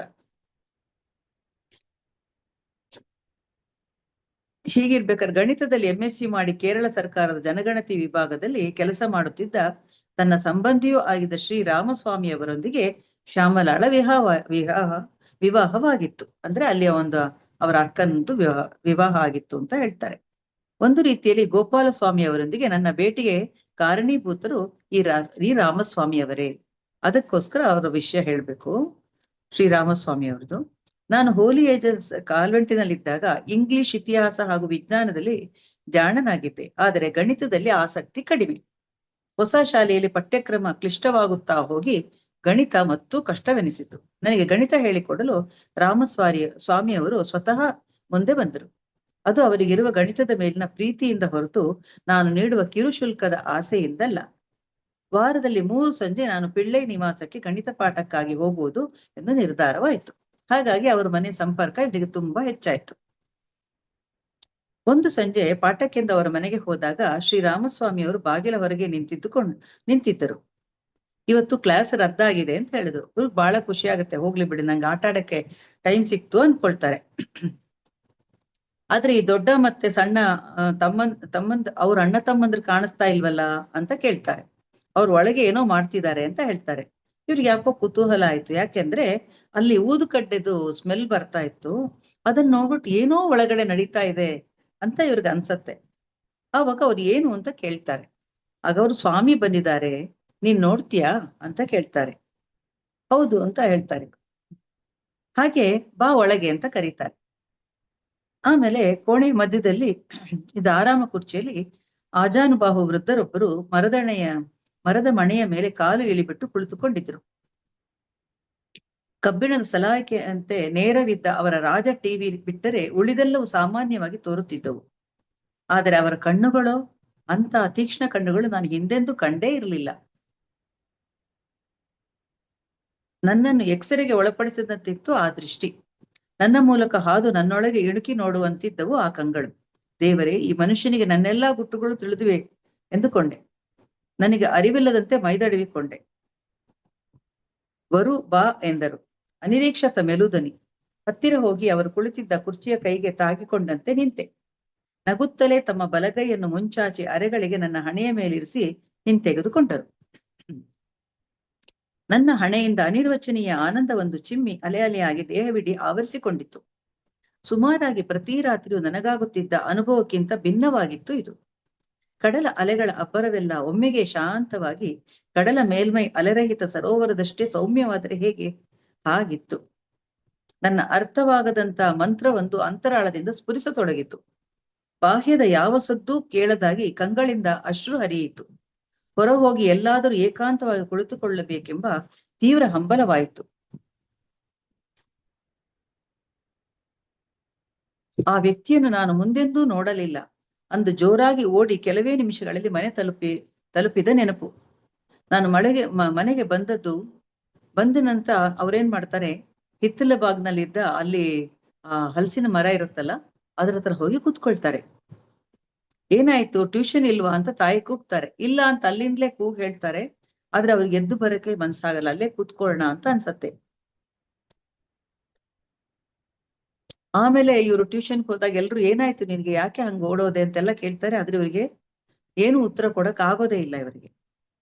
ನಾನು ನೋಡಿದ ವ್ಯಕ್ತಿ ಗೋಪಾಲ ಸ್ವಾಮಿ ಎಂದು ಗೌರವದಿಂದ ಕರೆಯಲ್ಪಡೋ ಗೋಪಾಲ ಪಿಳ್ಳೈ ಎಂದರು. ಪಿಳ್ಳೈ ಕುಟುಂಬದವರು. ಶ್ರೀ ಪ್ರಭು ಎಂಬುವರು ಪ್ರಕಟಿಸಿದ ಇವರ ಬೋಧನೆಗಳ ಸಂಗ್ರಹ ಅರುಳ್ ಮೊರಿಗಳು ಅಂದ್ರೆ ಜ್ಞಾನದ ಸವಿ ವಚನಗಳು ಎಂಬ ಕೃತಿಯನ್ನ ಇವರು ಬಹಳ ವರ್ಷಗಳ ನಂತರ ನನಗೆ ಸಿಕ್ಕಿತು. ಅಂದ್ರೆ ಇವರು ಬರೆದಿದ್ರಂತೆ ಆ ಪುಸ್ತಕ. ಸುಮ್ಮನೆ ಹಾಗೆ ಅದರ ಪುಟ ತಿರುಗುತ್ತಾ ಹೋದೆ. ಗೋಪಾಲ ಸ್ವಾಮಿಯವರು ಯಾವತ್ತೂ ಹೇಳುತ್ತಿದ್ದ ಆನಂದೋಹಂ ಆನಂದೋಹಂ ಅಚಲ ಪರೋಹಂ ಎಂಬ ಅವರ ಪ್ರಿಯ ಶಬ್ದಗಳಿದ್ದ ಪುಟ ಕಾಣಿಸಿ ಅಲ್ಲಿಯೇ ನನ್ನ ದೃಷ್ಟಿ ನೆಟ್ಟಿತು. ಆಮೇಲೆ ಏನಾಗುತ್ತೆ, ಹೀಗೆ ಇವರು ಗೋಪಾಲ ಪಿಳ್ಳೆಯವರು ವೇದಾಂತದ ಬಗ್ಗೆ ವಿಸ್ತಾರವಾಗಿ ಮಾತನಾಡುತ್ತಿದ್ದರಂತೆ. ಮರಳ ದಿಬ್ಬಗಳ ಬಳಿ ಬರುತ್ತಿದ್ದಂತೆ ಮೌನವಾಗಿ ವೀರಾಸನದಲ್ಲಿ ಕುಳಿತು ಕಣ್ಣು ಬಿಟ್ಟುಕೊಂಡು ಅಲುಗಾಡದೆ ಬಹಳ ಕಾಲ ಕೂರುತ್ತಿದ್ದರಂತೆ. ಸಮಾಧಿ ಸ್ಥಿತಿಯಲ್ಲಿ ಹೊರಬರುವ ಮುನ್ನ ವಿಚಿತ್ರವಾಗಿ ಗುಟ್ಟುರುವುದು, ಕೆಲವೊಮ್ಮೆ ಗಟ್ಟಿಯಾಗಿ ವಿನಾಕಾರಣ ನಗುವುದು ಮಾಡುತ್ತಿದ್ದರಂತೆ. ಅಂದ್ರೆ ಅವ್ರ ಬಗ್ಗೆ ಇವರು ತಿಳ್ಕೊಳ್ತಾರೆ ಹೇಗೆ ಏನು ಅಂತ ಹೇಳ್ಬಿಟ್ಟು. ಹಲ ವರ್ಷಗಳ ನಂತರ ಅದಾಗಲೇ ಆಧ್ಯಾತ್ಮ ಅನ್ವೇಷಕರ ಸಣ್ಣದೊಂದು ಗುಂಪಿನಿಂದ ಗೋಪಾಲ ಸ್ವಾಮಿ ಎಂದು ಕರೆಸಿಕೊಳ್ಳುತ್ತಿದ್ದ ಆ ಗೋಪಾಲ ಪಿಳ್ಳೈ ನಗರದ ಹೋಮಿಯೋಪತಿ ವೈದ್ಯರೊಬ್ಬರ ಚಿಕಿತ್ಸಾಲಯದಲ್ಲಿ ನಡುರಾತ್ರಿಯ ವೇಳೆಗೆ ತರಗತಿ ನಡೆಸತೊಡಗಿದರು. ಅಲ್ಲಿ ವೇದಾಂತದ ಘನ ಸತ್ಯಗಳನ್ನು ಚರ್ಚಿಸುತ್ತಿದ್ದರು. ಇದೇ ಚರ್ಚೆಗಳನ್ನು ಸಂಕಲಿಸಿ ಹೊರತಂದ ಪುಸ್ತಕ ಅರುಳ್ ಮೊರಿಗಳ್ ಅಂತ ಇವರು ಹೇಳ್ತಾರೆ. 1966 ಮಾರ್ಚ್ 8ರ ದಿನ ಗೋಪಾಲ ಸ್ವಾಮಿಯವರು, ಅಂದ್ರೆ ಅವರು ಒಂಥರ ದೀರ್ಘವಾಗಿ ಉಸಿರು ತಗೊಂಡು ಅಲ್ಲಿಯವರೆಗೆ ಅವರು ಮರಣ ಹೊಂದ್ತಾರೆ. ವೈದ್ಯರು ಹೇಳ್ತಾರೆ ಅವರು ಮರಣ ಹೊಂದಿದ್ದಾರೆ ಅಂತ ಹೇಳಿ. ಅಂದ್ರೆ ಅಂತ ಒಂದು ಸಾಧಕರವರು. ಅವ್ರ ಬಗ್ಗೆ ಒಂದು ಮಾತು ಹೇಳ್ತಾರೆ ಇವನು. ಅದಾದ್ಮೇಲೆ ಶ್ರೀನಿವಾಸ ರಾವ್ ಎಂಬುವರು ನನ್ನ ಸಹಪಾಠಿಗಳಲ್ಲಿ ಒಬ್ಬ. ಹಾಗೆ ಇನ್ನೊಬ್ಬರು ವೇಶ್ಯನು ಅವರು ಹೇಳ್ತಾರೆ, ಅವನೊಂದಿಗೆ ಬಹಳ ಸ್ನೇಹ ನನಗೆ. ಪ್ರಥಮ ಬಾರಿಗೆ ನಾನೊಂದು ಹಿಂದೂ ದೇವಾಲಯದ ಪ್ರವೇಶ ಮಾಡುವುದಕ್ಕೆ ಕಾರಣ ಇವನೇ. ನಮ್ಮ ಶಾಲೆಗೆ ಹೋಗಲು 2 ಹಾದಿಗಳಿದ್ದು, ಒಂದು ವಿಪರೀತ ವಾಹನ ಸಂಚಾರದ್ದು, ಇನ್ನೊಂದು ಮೇಲೆ ಕೆಳಗೆ ಹತ್ತಿ ಇಳಿಬೇಕು. ಆತರ ಒಂಥರ ಬಂಡೆ ಕಲ್ಲು ರಸ್ತೆಗಳು, ಸ್ವಲ್ಪ ಸುತ್ತು ಬಳಸಿದಂಗಿತ್ತು. ಆದ್ರೆ ಆ ರಸ್ತೆ ಇವರಿಗೆ ತುಂಬಾ ಇಷ್ಟ ಆಗೋದು. ಮಾವಿನಕಾಯಿಗಳೆಲ್ಲ ಬಿಟ್ಟಿರ್ತಿತ್ತು, ಅದಕ್ಕೆ ಕಲ್ಲು ಹೊಡೆಯೋದು ತಗೊಳ್ಳೋದು, ಈ ರೀತಿ ಆ ರಸ್ತೆನಲ್ಲಿ ಅವರು ಹೋಗ್ತಾ ಇದ್ರು. ಈ ಹಾದಿಯಲ್ಲಿ ಸಿಗುವ ಏರುದಾರಿಯನ್ನು ಹತ್ತಿ ಬಲಕ್ಕೆ ತಿರುಗಿದೊಡನೆ ಸಿಗುವುದೇ ಸುಬ್ರಹ್ಮಣ್ಯ ಸ್ವಾಮಿ ದೇವಸ್ಥಾನ. ದಿಣ್ಣೆಯೊಂದರ ಮೇಲೆ ಕೇರಳ ಶೈಲಿಯಲ್ಲಿ ಕಟ್ಟಿದ್ದ ಆ ದೇವಸ್ಥಾನಕ್ಕೆ ಹೆಂಚಿನ ಮಾಡು, ದೇವಳಕ್ಕೆ ಹೊಂದಿಕೊಂಡು ವಿಶಾಲವಾದೊಂದು ಹಸಿರು ಪುಷ್ಕರಣಿ ಇತ್ತು. ಇವ್ರದ್ದು ಶ್ರೀನಿವಾಸ ಅವ್ರದ್ದು ಹೆಂಚಿನ ಮನೆ. ಶ್ರೀನಿವಾಸ ಈ ಅರ್ಚಕರ ಮಗ. ನನ್ನ ತಂದೆ ತಾಯಿ ಹಾಗೂ ಸುಂದರಿಯಾಗಿದ್ದ ಸಹೋದರಿಯೊಂದಿಗೆ ಅಲ್ಲಿದ್ದ ಅವನು. ಆಮೇಲೆ ಏನಾಗತ್ತೆ, ಮನೆಯೊಳಗೆ ಶ್ರೀನಿವಾಸನ ತಂದೆ, ಮನೆಯಿಂದ ಶ್ರೀನಿವಾಸನ ತಂದೆ ಬರ್ತಾರೆ ಹೊರಗಡೆ. ಬೆಳ್ಳಗೆ ದೃಢಕಾಯರಾಗಿದ್ರು ಅವರು. ಅವರು ತುಂಬಾ ಒಂಥರ ತಲೆಗೆ ಗಂಟು ಕಟ್ಕೊಂಡಿದ್ರು. ತುಂಬಾ ತೀಕ್ಷ್ಣ ಕಣ್ಣುಗಳಿತ್ತವರಿಗೆ. ತುಂಬಾ ನೋಡ್ಲಿಕ್ಕೆ ಒಂಥರ ನಿಷ್ಠೂರವಾಗಿ ಕಾಣಿಸ್ತಾ ಇದ್ರು. ಅವ್ರು ಕೇಳ್ತಾರೆ, ನೀನ್ ಯಾರು ಏನು ಎಲ್ಲ ಕೇಳ್ತಾರೆ ಇವರನ್ನ. ಆವಾಗ ಇವ್ರು ಮುಸಲ್ಮಾನ ಅಂತ ಗೊತ್ತಾದಾಗ ಹೌದಾ ಅಂತ ಕೇಳ್ತಾರೆ. ಅವಾಗ ಅವರು ನವಿಲಂದ್ರೆ ಇಷ್ಟನಾ ಅಂತ ಕೇಳ್ತಾರೆ. ಹೌದು ಅಂತ ಹೇಳ್ತಾರೆ. ಸುಬ್ರಹ್ಮಣ್ಯ ದೇವರ ವಾಹನ ನವಿಲು, ಆತ ನವಿಲಿನ ಮೇಲೆ ಕುಳಿತು ವೇಗವಾಗಿ ಸಂಚರಿಸುವನು ಅಂತ. ಹಾಗಾದ್ರೆ ನೀವು ಅವ್ರನ್ನ ನೋಡಿದೀರಾ ಕೂತ್ಕೊಂಡು ಹೋಗೋದನ್ನ ಅಂತ ಇವ್ರು ಕೇಳ್ತಾರೆ. ಅದಕ್ಕೆ ಅವ್ರು ಹೇಳ್ತಾರೆ, ನಮ್ಮಂತವ್ರೆಲ್ಲ ನೋಡೋದು ಕಷ್ಟ, ಆದ್ರೆ ತುಂಬಾ ಜ್ಞಾನಿಗಳು ನೋಡ್ಲಿಕ್ಕೆ ಸಾಧ್ಯ ಇದೆ ಅಂತ ಅವ್ರು ಹೇಳ್ತಾರೆ. ನಾನದನ್ನ ನೋಡ್ಬಹುದಾ ಅಂತ ಕೇಳ್ತಾರೆ. ಆಗ ಇವ್ರು ಗಂಭೀರವಾಗ್ತಾರೆ, ಏನ್ ಮಾಡೋದು, ಮುಸಲ್ಮಾನ ಹುಡುಗ ಅಲ್ವಾ ಅಂತ ಒಂದ್ಸತಿ ಬರುತ್ತೆ. ಆಮೇಲೆ ಹೇಳ್ತಾರೆ, ಆದ್ರೆ ನಾನ್ ದೇವರ ಗುಡಿ ಒಳಗಡೆ ನಾನ್ ಮಾತ್ರ ಪ್ರವೇಶ ಮಾಡ್ಲಿಕ್ಕೆ ಸಾಧ್ಯ, ನೀನ್ ಬಾ, ಹೊರಗಿಂದ ನೋಡ್ಬೋದು, ಬಾ ಅಂತ ಹೇಳ್ತಾರೆ. ಹಾಗೆ ಇವರು ಅರ್ಚಕರ ಜೊತೆಗೆ ದೇಗುಲಕ್ಕೆ ಹೋಗ್ತಾರೆ. ಇವರು ಗರ್ಭಗುಡಿ ಒಳಗೆ ಇವರು ಹೋಗ್ತಾರೆ, ಶ್ರೀನಿವಾಸನ ತಂದೆ. ಇವರು ಗರ್ಭಗುಡಿಯಿಂದ ಹೊರಗಡೆ ನಿಂತು ನೋಡ್ತಾರೆ. ಅದು ಕತ್ತಲೆ ಇರುತ್ತೆ. ಆಮೇಲೆ ಕಣ್ಣು ನೋಡ್ತಾ ನೋಡ್ತಾ ಬೆಳಕು ಕಾಣಿಸುತ್ತೆ. ಅಲ್ಲಿ ಬಾಲಕ ಸುಬ್ರಹ್ಮಣ್ಯ ಒಂದು ನವಿಲ್ ಮೇಲೆ ಕೂತಿರೋದು, ಒಂದು ಬರ್ಜಿ ಹಿಡಿದಿರೋದು, ಆಮೇಲೆ ಆ ಕಡೆ ಈ ಕಡೆ ಇಬ್ಬರು ಸ್ತ್ರೀಯರ ಮೂರ್ತಿಯನ್ನ ನೋಡ್ತಾರೆ. ಇವರು ಕೇಳ್ತಾರೆ ಅದ್ರ ಬಗ್ಗೆ ಏನು ಅಂತ. ಅವನ ಕೈಯಲ್ಲಿರೋದು ಯಾವ್ದು ಆಯುಧ ಅಂತ ಕೇಳ್ತಾರೆ. ವೇಲ್ ಅಂತ ಹೇಳ್ತಾರೆ ಅದನ್ನ. ಅದೊಂದು ರೀತಿಯಲ್ಲಿ ಬರ್ಜಿ. ಆಚೆ ಈಚೆ ನಿಂತಿರೋರು ಅಂತ ಹೇಳಿದಾಗ ಅವನ ಪತ್ನಿಯರು ಅಂತ ಹೇಳ್ತಾರೆ. ಮುಸಲ್ಮಾನರ ಹಾಗೆ ನಮ್ಮ ದೇವರುಗಳಿಗೂ ಅನೇಕ ಪತ್ನಿಯರು ಅಂತ ಹೇಳ್ತಾರೆ. ಆಗ ಇವರಿಗೆ ಆಶ್ಚರ್ಯ ಆಗತ್ತೆ. ಮುಸಲ್ಮಾನರಿಗೆ ತುಂಬಾ ಜನ ಮದ್ವೆ ಆಗ್ಬೋದು, ನಮ್ಮ ಹಿಂದೂಗಳಲ್ಲಿ ಹಾಗಿಲ್ಲ ಅಂತ ಅವ್ರು ಹೇಳ್ತಾರೆ. ಆಮೇಲೆ ಅವ್ರು ಪ್ರಸಾದ ಕೊಡ್ತಾರೆ, ಅದನ್ನು ತಿಂದು ಅಲ್ಲಿಂದ ಹೊರಟು ಬರ್ತಾರೆ. ಅದಾದ್ಮೇಲೆ ಅವ್ರೇನ್ ಮಾಡ್ತಾರೆ, ಮನೆಗ್ ಬಂದ್ಬಿಟ್ಟು ತಾಯನ್ ಕೇಳ್ತಾರೆ, ಅಮ್ಮ ಮುಸಲ್ಮಾನರಿಗೆ ಬಹಳ ಹೆಂಡತಿಯರ ಅಂತ. ಹೌದಪ್ಪ, ಅದಕ್ಕೆ ಅನುಮತಿ ಇದೆ, ಆದ್ರೆ ನನ್ನ ಕುಟುಂಬದಲ್ಲಿ 3 ತಲೆಮಾರಿನಿಂದ ಯಾರಿಗೂ ಒಬ್ಬರಿಗಿಂತ ಹೆಚ್ಚು ಹೆಂಡತಿಯರಿಲ್ಲ ಅಂತ ಅಮ್ಮ ಹೆಮ್ಮೆಯಿಂದ ಹೇಳ್ಕೊಳ್ತಾರೆ. ಇದಾದ್ಮೇಲೆ ಮಾಡೆಲ್ ಹೈಸ್ಕೂಲ್ ದಿನಗಳೆಂದರೆ ಮೋಜಿನ ಮತ್ತು ಅತ್ಯುತ್ತಮ ಕಲಿಕೆಯ ದಿನಗಳು. ನಮ್ಮ ವಿದ್ಯಾಭ್ಯಾಸದ ಚುಕ್ಕಾಣಿ ಏನೋ ನುರಿತ ನಿಷ್ಠಾವಂತ ಶಿಕ್ಷಕರ ಕೈಯಲ್ಲಿತ್ತು. ಆದರೆ ನನ್ನ ಆಸಕ್ತಿ ಕಲೆ, ಕರಕುಶಲ ಕಲೆ, ಕ್ರೀಡೆ ಮತ್ತು ಆಟಗಳ ಕಡೆ ವಾಲಿತು. ನಮ್ಮದೊಂದು ಸಣ್ಣ ಗುಂಪು. ಯಾವಾಗ್ಲೂ ಚಿತ್ರಕಲೆ ಮತ್ತು ಮರಗೆಲಸದಲ್ಲಿ ಈ ಗುಂಪು ಮುಂದೆ. ಇವತ್ತಿಗೂ ಚಿತ್ರಕಲೆ ನನ್ನ ಅತ್ಯಂತ ಪ್ರಿಯ ಹವ್ಯಾಸ ಅಂತ ಅವ್ರು ಹೇಳ್ಕೊಳ್ತಾರೆ. ಫುಟ್ಬಾಲ್ ಮತ್ತು ಹಾಕಿ ಪಂದ್ಯಗಳಂತೂ ತುಂಬಾ ಮಜಾ ಕೊಡುತ್ತಿದ್ದವು. ಬಲಾಢ್ಯರೆಂದುಕೊಂಡ ನಾವು ಕೆಲವರು ಮರಳ ಕುಣಿಯಲ್ಲಿ ಕಬಡ್ಡಿ ಆಡುತ್ತಿದ್ದೆವು. ದೈಹಿಕ ಚಲನೆ, ಕೈ ಮಿಲಾಯಿಸುವುದು, ತಳ್ಳುವುದು ಮುಂತಾದವುಗಳನ್ನು ಒಳಗೊಂಡ ಕಬಡ್ಡಿ ಆಡುವಾಗ ಕಲರಿ ಹಾಗೂ ಜುಜಿಟ್ಸು ಪಟುವಾಗಿದ್ದ ನನ್ನ ತಂದೆಯಿಂದ ಕಲಿತ ಕೆಲ ಸಮೀಪ ಸಮರದ ಪಟ್ಟುಗಳನ್ನು ಪ್ರದರ್ಶಿಸುತ್ತಿದ್ದೆ. ಅದರಿಂದ ಆಗುತ್ತಿದ್ದ ಖುಷಿ ಅಷ್ಟಿಷ್ಟಲ್ಲ. ಸರಿಯಾದ ಪಟ್ಟು ಪ್ರಯೋಗಿಸಿದವೆಂದರೆ ನಮಗಿಂತ 2 ಪಟ್ಟು ದಡೂತಿ ಇರುವ ಕ್ರೀಡಾಪಟುವನ್ನು ತೂಕ ತಪ್ಪಿಸಿ ಕೆಳಗೆ ಕೆಡಹಬಹುದಾಗಿತ್ತು. ನನ್ನ ಹೋರಾಟದ ಸಾಮರ್ಥ್ಯ ಮತ್ತು ಪುಂಟರಿಂದ ಅಮಾಯಕರನ್ನು ರಕ್ಷಿಸುವ ಹಂಬಲದಿಂದಾಗಿ ಒಳ್ಳೆಯದನ್ನೇ ಮಾಡುವ ಮತ್ತು ದುರ್ಬಲರನ್ನು ರಕ್ಷಿಸುವ ಸಣ್ಣ ಪಡೆಯೊಂದು ನನ್ನ ಸುತ್ತ ಬೆಳೆಯತೊಡಗಿತ್ತು. ನಾನು ಬೆಳೆಯುತ್ತಾ ಹೋದಂತೆ ನನ್ನ ಮುಂದೆ ನವಜಗತ್ತು ತೆರೆದುಕೊಳ್ಳುತ್ತಾ ಹೋಯಿತು. ನನಗದನ್ನು ಗ್ರಹಿಸುವ ಶಕ್ತಿಯೂ ಹೆಚ್ಚಿತು. ಹಳೆಯ ನಂಬುಗೆಗಳು ಮತ್ತು ರೂಢಿಗಳ ಚಿಂತನೆಗಳ ಕ್ರಮೇಣ ಕಳಚಿಕೊಂಡವು. ಉದಾಹರಣೆಗೆ ಶಾಲೆಯ ಸಾಮೂಹಿಕ ಊಟದ ಕೋಣೆಗಳು. ಅಲ್ಲೇನಾಗ್ತಿತ್ತಂದ್ರೆ, ಈ ತಾಯಂದ್ರು ಸಣ್ಣ ಅಲ್ಯೂಮಿನಿಯಂ ಡಬ್ಬಗಳಲ್ಲಿ ಬುತ್ತಿಗಳನ್ನು ಹಾಕಿ ಕಳಿಸ್ಕೊಡ್ತಿದ್ರು. ಇವರೆಲ್ಲರೂ ಒಟ್ಟಿಗೆ ಕೂತ್ಕೊಳ್ತಿದ್ರು. ಆ ದಿನಗಳಲ್ಲಿ ನನ್ನ ಗೆಳೆಯರೆಲ್ಲರೂ ಕೂಡ ತಮಿಳು ಮೂಲದ ಬ್ರಾಹ್ಮಣರ ಪಾಲ್ಗಾ ಟೈರ್ಗಳೇ ಆಗಿದ್ರು. ಹಾಗಾಗಿ ಏನಾಗ್ತಿತ್ತು, ಅವ್ರ ಜೊತೆಗೆ ನಾನು ಸಹ ಕೂತ್ಕೊಳ್ತಾ ಇದ್ದೆ. ನನಗೆ ನನ್ನ ತಾಯಿ ಮಾಂಸದ ಅಡಿಗೆನೂ ಕಳಿಸ್ಬಿಡ್ತಿದ್ರು ಕೆಲವು ಸತಿ. ನನ್ನ ಡಬ್ಬಿಯಿಂದ ಬರೋ ಮಸಾಲೆ ನೋಡ್ಬಿಟ್ಟು ಅವ್ರ ಬಗ್ಗೆ ನೋಡ್ಬಿಟ್ಟು ದೂರ ಹೋಗ್ಬಿಡು, ಒಂಥರ ಅವ್ರಿಗೆ ಕಷ್ಟ ಆಗ್ತಿತ್ತು. ಆದ್ರೂ ಕೂಡ ಅವ್ರು ಯಾವ ರೀತಿ ಭಾವನೆಯನ್ನು ತೋರಿಸದೆ ನನ್ನ ಜೊತೆಗೆ ಕೂತು ಸಂತೋಷದಿಂದ ಊಟ ಮಾಡ್ತಿದ್ರು. ಅದನ್ನ ನಾನು ಯಾವಾಗ್ಲೂ ಮೆಚ್ಕೊಳ್ತೀನಿ ಅಂತ ಅವ್ರು ಹೇಳ್ಕೊಳ್ತಾರೆ. ಅವ್ರು ಯಾವಾಗ್ಲೂ ಮೊಸರನ್ನ, ಪಲ್ಯ, ಉಪ್ಪಿನಕಾಯಿ, ಇಡ್ಲಿ, ಚಟ್ನಿ, ಸಾಂಬಾರ್ ಈ ತರವೇ ತರ್ತಾ ಇದ್ರು. ಇವ್ರ ತಾಯಿಗೆ ಹೇಳ್ತಾರೆ, ನನ್ಗೆ ಅವರು ಸಸ್ಯಾಹಾರ ತಿಂದ್ರು ಕೂಡ ವಾರ್ಷಿಕ ಪರೀಕ್ಷೆಯಲ್ಲಿ ಎಲ್ಲದರಲ್ಲಿ ಕೂಡ ತುಂಬಾ ಬುದ್ಧಿವಂತರು, ಗಣಿತದಲ್ಲೂ ತುಂಬಾ ಬುದ್ಧಿವಂತರು. ಇವರೇನ್ ಅನ್ಕೊಂಡಿರ್ತಾರೆ, ಮಾಂಸ ತಿನ್ನೋರಿಗೆ ತುಂಬಾ ಪುಷ್ಟಿ ಇರುತ್ತೆ, ಶಕ್ತಿ ಇರುತ್ತೆ, ಹಾಗಾಗಿ ಅವರೇ ಶಕ್ತಿವಂತರು ಅನ್ಕೊಂಡಿರ್ತಾರೆ. ಆದ್ರೆ ದಿನ ಅವರು ತಿನ್ನೋ ಸಸ್ಯಾಹಾರದಿಂದ ಕೂಡ ನನಗಿಂತ ಹೆಚ್ಚು ಶಕ್ತಿವಂತರಾಗಿದ್ದಾರೆ, ನನಗಿಂತ ಹೆಚ್ಚು ಚೆನ್ನಾಗಿ ಓದ್ತಾ ಇದ್ದಾರೆ ಅನ್ನೋ ಅನುಭವ ಬಂದಾಗ ಅವ್ರ ತಾಯಿಗೆ ಬಂದು ಹೇಳ್ತಾರೆ, ಅಮ್ಮ ನನಗಿಂತ ಅಡಿಗೆಗಳೆಲ್ಲ ಬೇಡಮ್ಮ, ನನಗೂ ಸಸ್ಯಾಹಾರಿ ಅಡಿಗಳೇ ಮಾಡು ಅಂತ. ಇಲ್ಲ ಹಾಗೆಲ್ಲ ಮಾಡಕ್ಕಾಗಲ್ಲ ಅಂತ ಅವ್ರ ತಾಯಿ ಹೇಳ್ತಾರೆ. ಅಂದ್ರೆ ಇವರಿಗೆ ಅರಿವಾಗತ್ತೆ ಸಸ್ಯಾಹಾರದಲ್ಲಿ ಕೂಡ ತುಂಬಾ ಪೋಷಕಾಂಶ ಇದೆ ಅಂತ ಒಂದು ಅರಿವಾಗತ್ತೆ ಇವರಿಗೆ.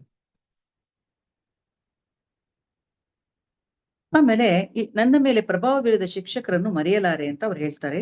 ಎಷ್ಟೋ ಜನ ಶಿಕ್ಷಕರು ಬಂದಿದ್ರು. ಅದರಲ್ಲಿ ಶ್ರೀ ನಾಯಕಂ ಕ್ಲಾಸ್ ಟೀಚರ್ ಆಗಿ ನಮ್ಮ ತರಗತಿಗೆ ಬಂದ ಮೊದಲ ದಿನ ತಮ್ಮ ಸಂಕ್ಷಿಪ್ತ ಪರಿಚಯ ಹೇಳಿಕೊಂಡ್ರು. ನಾವು ಕಂಡ ಹಣೆಯ ಮೇಲೆ ವಿಭೂತಿಯ ಅಡ್ಡನಾಮವಿರುವ ಮೊಟ್ಟ ಮೊದಲ ಕ್ಲಾಸ್ ಟೀಚರ್ ಅವರು. ನಾವು ಕೆಲವರು ಅವರನ್ನು ಕಂಡು ಮೇಜಿನ ಮರೆಯಲ್ಲಿ ಕಿಸಿ ನಗುತ್ತಿದ್ದೆವು. ತಾವು ಶಿವನನ್ನು ನಂಬುವುದಾಗಿಯೂ ವಿಭೂತಿ ಶಿವನ ಸಂಕೇತವೆಂದು ಅವರು ತಿಳಿಸಿದರು.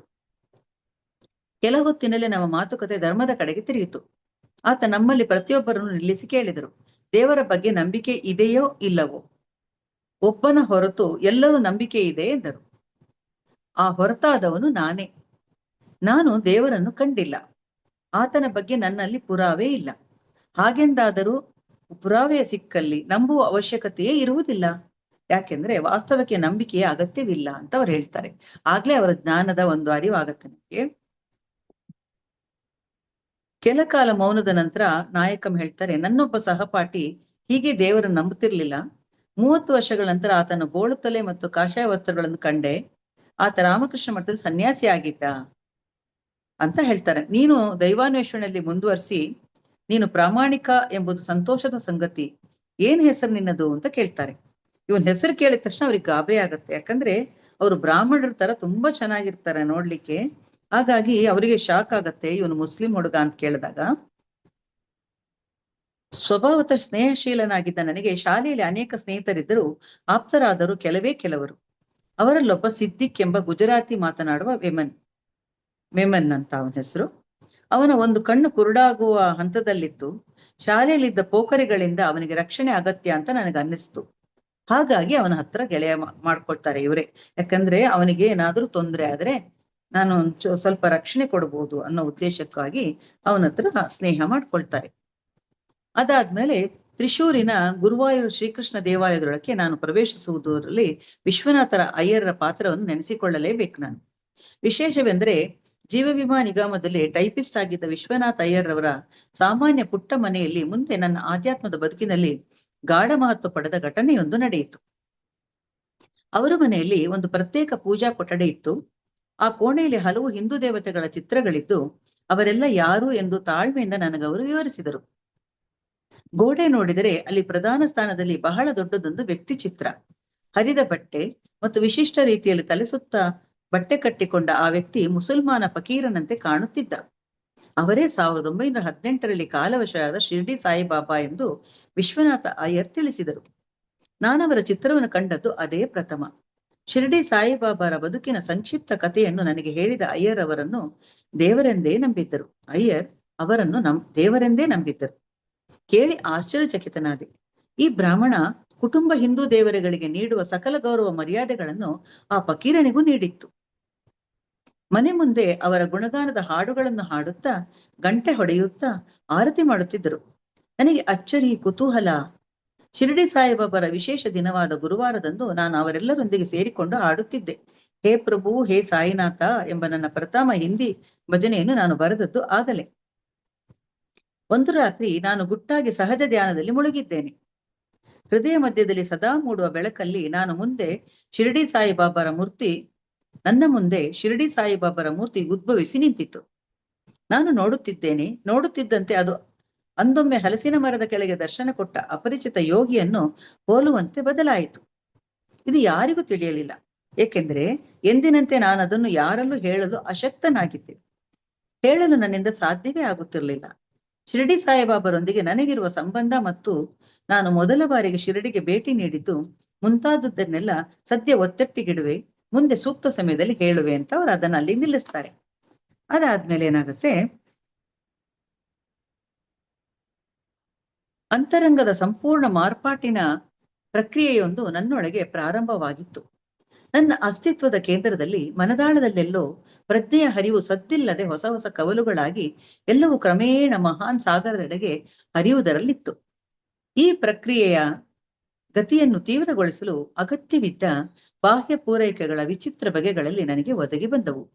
ಅಂದ್ರೆ ಒಂದೊಂದು ಸಂದರ್ಭಗಳು ನಮಗೆ ಹೇಗ್ ಬೇಕಾಗತ್ತೆ ಹಾಗೆ ಬರುತ್ತೆ ಅನ್ನೋದಕ್ಕೆ ಯೋಗಾಭ್ಯಾಸದ ಕುರಿತು ಅಥವಾ ತತ್ವಶಾಸ್ತ್ರದ ಮತ್ತು ಧರ್ಮಶಾಸ್ತ್ರಗಳ ಸೂಕ್ಷ್ಮಗಳ ಕುರಿತು ವಿವರಣೆ, ಸ್ಪಷ್ಟನೆ ಬೇಕು ಅಂತ ಅನಿಸಿದಾಗಲೆಲ್ಲ ನನ್ನ ಮನಸ್ಸಿನಲ್ಲಿ ಹೇಳುವ ಅವೇ ಪ್ರಶ್ನೆ ಮತ್ತು ಗೊಂದಲಗಳನ್ನೇ ಚರ್ಚಿಸುವ ಪುಸ್ತಕಗಳ ಮಾಯೆಯಿಂದೆಂಬಂತೆ ಬಂದು ನನ್ನನ್ನು ತಲುಪುತ್ತಿದ್ದವು. ಅಂದ್ರೆ ಇವ್ರು ಏನ್ ಬಯಸ್ತಿದ್ರು ಅಂತ ಪುಸ್ತಕ ಇವರ ಕೈಗೆ ಬಂದು ಸೇರ್ತಿತ್ತು.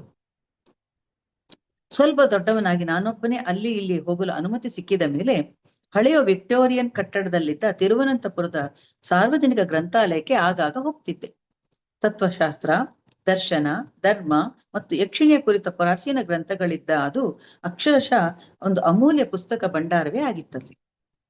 ಅಲ್ಲೊಬ್ಬ ನೀಳಗೂದಲಿನ ದಾಡಿ ಬಿಟ್ಟ ಗ್ರಂಥಪಾಲಕರಿದ್ರು. ಅವರ ಹೆಸರು ಮರ್ತು ಹೋಗಿದೆ. ತಾವಾಗಿಯೇ ತಮ್ಮನ್ನವರು ನನ್ನ ಮಾರ್ಗದರ್ಶಕನನ್ನಾಗಿ ನೇಮಿಸಿಕೊಂಡರು. ಅಚ್ಚರಿ ಎಂದರೆ ತಕ್ಕ ಸ್ವಾಮ್ಯಕ್ಕೆ ತಕ್ಕದಾದ ಇಂತಿಂತ ಪುಸ್ತಕ ಓದುವಂತೆ ಸೂಚಿಸುತ್ತಿದ್ರು ಅವರು. ಇವರಿಗೆ ತುಂಬಾ ಸಹಾಯ ಆಗ್ತಿತ್ತು ಅದರಿಂದ. ಕಾಕತಾಳೀಯವೆಂಬಂತೆ ಎಂದು ತಳ್ಳಿ ಹಾಕಲು ಕಷ್ಟವೆನಿಸುವ 2 ವಿಲಕ್ಷಣ ಘಟನೆಗಳನ್ನು ಹೇಳುವೆ. ಒಂದು ಮುಂಜಾನೆ ಮನೆಯಿಂದ ಬಹಳ ದೂರವೇನೂ ಇರದ ಬ್ರಿಟಿಷ್ ಕೌನ್ಸಿಲ್ ಲೈಬ್ರರಿವರೆಗೂ ನಡೆದು ಹೋಗಿ ಪುರಾತನ ವೇದ ಗ್ರಂಥವಾದ ವಿದ್ಯಾರಣ್ಯನ ಪಂಚಾದಶಿಯಲ್ಲಿ ನನಗೆ ಕಂಡ ಕೆಲ ವಿರೋಧಾಭಾಸಗಳನ್ನು ವಿವರಿಸುವ ಪುಸ್ತಕವೇನಾದರೂ ಸಿಗಬಹುದೇ ನೋಡಿದೆ. ತತ್ವದರ್ಶನ ಮತ್ತು ಧರ್ಮಗ್ರಂಥ ವಿಭಾಗಗಳಲ್ಲಿ ಹುಡುಕಿದೆ. ಆದ್ರೆ ಅಂಥದ್ದೇನೂ ಸಿಗುವಂತೆ ಕಾಣಲಿಲ್ಲ. ಅಲ್ಲೇ ಕೆಳಗಿನ ಅರೆಯಲ್ಲಿ ಡಾಕ್ಟರ್ ರಾಧಾಕೃಷ್ಣ ಬರೆದ ಉಪನಿಷತ್ತುಗಳ ಅನುವಾದ ಮತ್ತು ವ್ಯಾಖ್ಯಾನವಿರುವ ಪುಸ್ತಕದ ಪ್ರತಿ ನೋಡಿ ಹೊರಗಿಳಿಯಲು ಹೋಗ್ಬೇಕಾದ್ರೆ ಅವ್ರ ತಲೆ ಮೇಲೆ 2 ಪುಸ್ತಕಗಳು ಬೀಳುತ್ತೆ. ಅದೇನಾಗತ್ತೆ ಅಂದ್ರೆ ಅದನ್ನ ನೋಡ್ತಾರೆ. ಅವ್ರಿಗೆ ಆಶ್ಚರ್ಯ, ಅಲ್ಲಿ ಯಾರೂ ಇರ್ಲಿಲ್ಲ, ಇವರೊಬ್ಬರೇ ಇದ್ರು. ಅದು ದ ಕಮೆಂಟ್ರೀಸ್ ಆನ್ ಲಿವಿಂಗ್ ಮಾತ್ರ ವೇದಾಂತದ ಒಗಟನ್ನು ಬಿಡಿಸುವಲ್ಲಿ ಅತ್ಯಂತ ಉಪಯುಕ್ತವಾದದ್ದು. ಅಂದ ಹಾಗೆ ಆ ಪುಸ್ತಕಗಳು ಹೇಗೆ ಬಿದ್ದವು? ಅದೊಂದು ಅಚ್ಚರಿಯೇ. ಏಕೆಂದ್ರೆ ಆ ನಿರ್ದಿಷ್ಟ ಪುಸ್ತಕದ ಕಪಾಟಿನ ಬಳಿ ನನ್ನನ್ನು ಹೊರತುಪಡಿಸಿ ಬೇರೆ ಯಾರೂ ಇರ್ಲಿಲ್ಲ. ಅದು ಮೇಲಿಂದ ಬೀಳೋ ಚಾನ್ಸೇ ಇಲ್ಲ. ಆದ್ರೆ ಇವರ ಹತ್ರ ಬಿತ್ತು. ಅವಾಗ ಇವರಿಗೆ ಆಶ್ಚರ್ಯ ಆಗತ್ತೆ. ಇನ್ನೊಂದು ಘಟನೆ ಮತ್ತೂ ವಿಚಿತ್ರದ್ದು. ನನಗಾಗ 14 ವರ್ಷ. ಅದಾಗಲೇ ಯೋಗ, ಅನುಭವ, ಧರ್ಮ ಮತ್ತು ತತ್ವಶಾಸ್ತ್ರಗಳಿಗೆ ಸಂಬಂಧಿಸಿದ ಅನೇಕ ಪುಸ್ತಕಗಳನ್ನು ಓದಿದ್ದೆ. ಎದೆಯ ನಡುಭಾಗದಲ್ಲಿ ಭಾಸವಾಗುತ್ತಿದ್ದ ಬೆಳಕಿನ ಮೇಲೆ ಮನಸ್ಸನ್ನು ಕೇಂದ್ರೀಕರಿಸಿ ನಡೆಯುತ್ತಿದ್ದ ಧ್ಯಾನ ಮುಂದುವರೆದುಕೊಂಡೇ ಇತ್ತು. ಇವರು ಯಾವಾಗ್ಲೂ ಎದೆ ಮಧ್ಯದಲ್ಲಿ ಮನಸ್ಸಿಟ್ಟು ಧ್ಯಾನ ಮಾಡ್ತಿರ್ತಾರೆ. ಆಗ ಅವರಿಗೆ ಏನಾಗುತ್ತೆ, ಗೊತ್ತಾಗತ್ತೆ, ಅವರಿಗೆ ಒಂಥರ ಒಂದು ಸಂತೋಷ ಸಿಗ್ತಾ ಇರತ್ತೆ ಅವರಿಗೆ.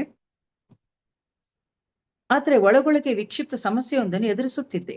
ಹೃದಯದ ಕೇಂದ್ರ ಸ್ಥಾನದ ಬಗ್ಗೆ ವಿವಿಧ ಗುರುಗಳ ಮತ್ತು ವಿವಿಧ ಗ್ರಂಥಗಳ ಅಭಿಮತ ವಿವಿಧ ಪ್ರಕಾರವಿತ್ತು.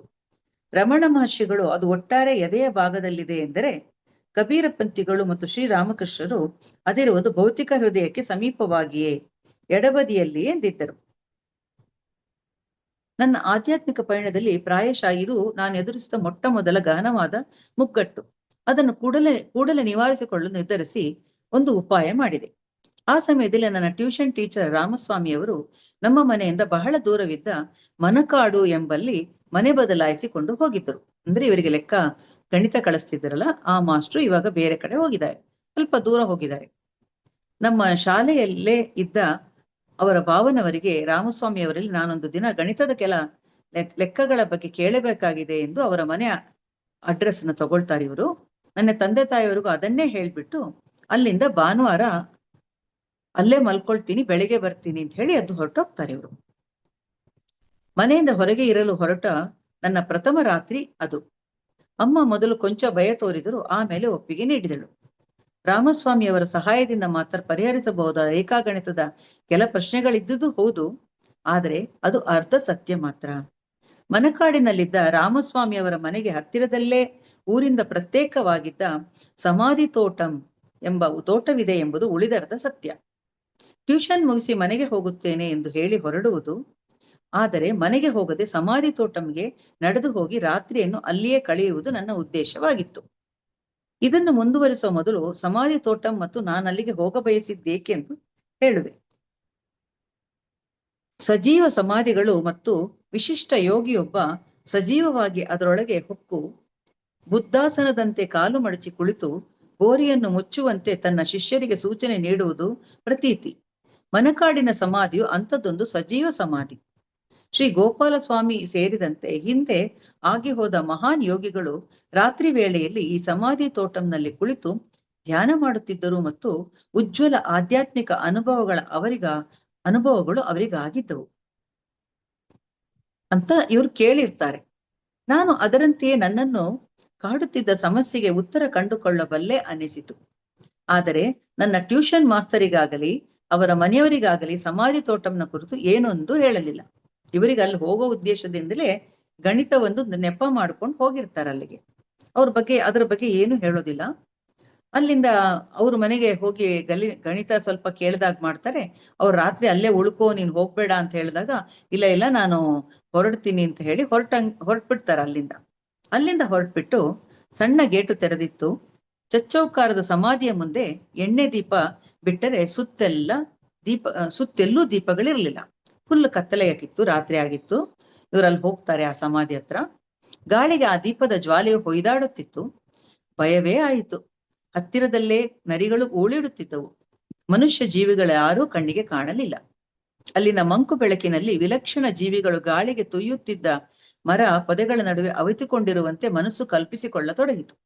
ಒಮ್ಮೆಗೆ ಜೋರಾಗಿ ಬೀಸಲು ತೊಡಗಿದ ಗಾಳಿಯಿಂದ ಅಡ್ಡವಾಗಿ ಸಮಾಧಿಯ ಹಿಂಭಾಗದಲ್ಲಿ ಮರೆ ಮಾಡಿ ಕುಳಿತುಕೊಂಡೆ. ಮೋಡಗಳ ಸೆರಗಿನಿಂದ ಮೆಲುವಾಗಿ ಅರ್ಧಚಂದ್ರ ಹೊರಬರುತ್ತಿದ್ದಂತೆ ಒಂದು ಬಗೆಯ ಪಾರಭೌತಿಕ ಶಾಂತಿ ನನ್ನನ್ನು ಆವರಿಸತೊಡಗಿತು. ಹಾಗೆ ಸಮಾಧಿಗೆ ಒರಗಿಕೊಂಡೆ. ಸಾಕಷ್ಟು ದಣಿದಿದ್ದರಿಂದ ಬಲು ಬೇಗನೆ ನಿದ್ದೆಗೆ ಜಾರಿದೆ. ಎಷ್ಟು ಹೊತ್ತು ಮಲಗಿದ್ದೆನೋ ತಿಳಿಯದು.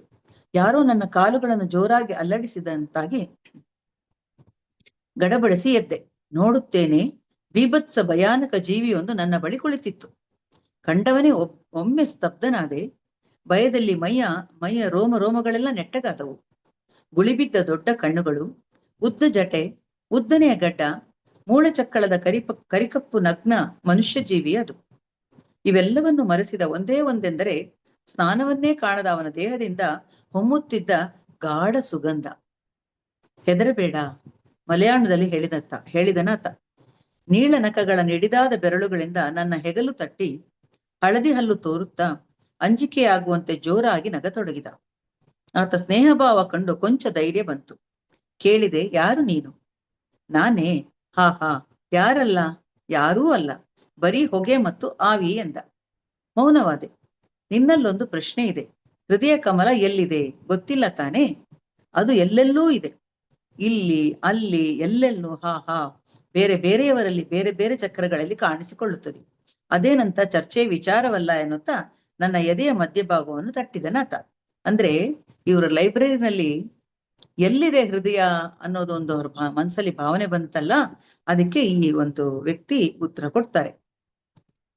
ನಿನ್ನದು ಇಲ್ಲೇ ಇದೆ ಅನಾಹತ, ಅದನ್ನೇ ನೆಚ್ಚಿಕೋ, ಇದು ಬಾಬಾಜಿ ಆದೇಶ ಅಂತ ಹೇಳ್ಬಿಟ್ಟು ಹಿಂದೆಂದೂ ಕಾಣದಿದ್ದ ತಿಳಿನೇರಳೆ ಬಣ್ಣದ ಬೆಳಕೊಂದು ನನ್ನ ಹೃದ್ಭಾಗದಲ್ಲಿ ತುಂಬಿಕೊಳ್ಳತೊಡಗಿತ್ತು. ಅವನು ಎದೆಯನ್ನು ಮುಟ್ಟುಬಿಟ್ಟು ಹಾರಿ ಹೊರಟೋಗ್ಬಿಡ್ತಾರೆ ಅವರು. ಕಣ್ಣು ತೆರೆದಾಗಲೂ ಅದನ್ನು ಅನುಭವಿಸಿದೆ. ಆತನ ನುಡಿಗಳಿಗೆ ಪ್ರತಿಯಾಗಿ ನಾನೇನಾದರೂ ಹೇಳುವ ಮುನ್ನವೇ ಆತ ಒಮ್ಮೆಲೆ ಕುಪ್ಪಳಿಸುತ್ತಾ ಕತ್ತಲ ಗರ್ಭದೊಳಗೆ ಓಡಿ ಹೋಗಿಬಿಟ್ಟ. ದೂರದಲ್ಲಿ ಬಿಳಿಯ ಜ್ವಾಲೆಯೊಂದು ನೆಲದಿಂದ ಜಿಗಿದು ಮೇಲಕ್ಕೆ ಹಾರಿ ಹೋದಂತಾಯಿತು. ಅಥವಾ ಅದು ನನ್ನ ಕಲ್ಪನೆಯೋ, ಆತನನ್ನು ಕಂಡದ್ದು ಅದೇ ಕೊನೆ. ಇದು ಅವ್ರು ಹೇಳ್ಕೊಳ್ತಾರೆ. ಅವ್ರಿಗೆ ನೋಡ್ಬೇಕು ಅಂತಂದಾಗ, ಅಂದ್ರೆ ಅವ್ರಿಗೆ ಏನ್ ಬೇಕು ಆ ತಕ್ಷಣ ಆ ಉತ್ತರಗಳು ಅವ್ರಿಗೆ ಸಿಗ್ತಾ ಇತ್ತು. ಕಂಗಳು ತೆರೆದೇ ಇದ್ದವು. ತಿಳಿನೇರಳೆ ಕಾಂತಿಯ ಆನಂದದ ಸವಿಯಲ್ಲಿದ್ದೆ. ಅವರು ಎದೆನ್ ಮುಟ್ಟೋಗಿರ್ತಾರಲ್ಲ, ನಿನಗೆ ಅನಾಹತದಲ್ಲೇ ಇದೆ ಎಲ್ಲ ಕೂಡ, ನೀನು ಅಲ್ಲೇ ಧ್ಯಾನ ಮಾಡು ಅಂತ ಹೇಳಿ ಹೋಗಿರ್ತಾರಲ್ಲ, ಅವರಿಗೆ ತಿಳಿ ನೇರಳೆ ಬಣ್ಣ ಕಾಣಿಸ್ತಾ ಇರುತ್ತೆ.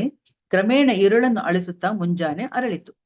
ಅದರೊಂದಿಗೆ ನೇರಳೆ ಜ್ವಾಲೆಯು ನಿಧಾನವಾಗಿ ಕಂದುತ್ತಾ ಹೋಯಿತು. ನಾನೆದ್ದು ನಿಂತೆ. ಸುತ್ತ ನೋಡಿದರೆ ಒಂದೇ ಒಂದು ಜೀವವು ಕಣ್ಣಿಗೆ ಬೀಳಲಿಲ್ಲ.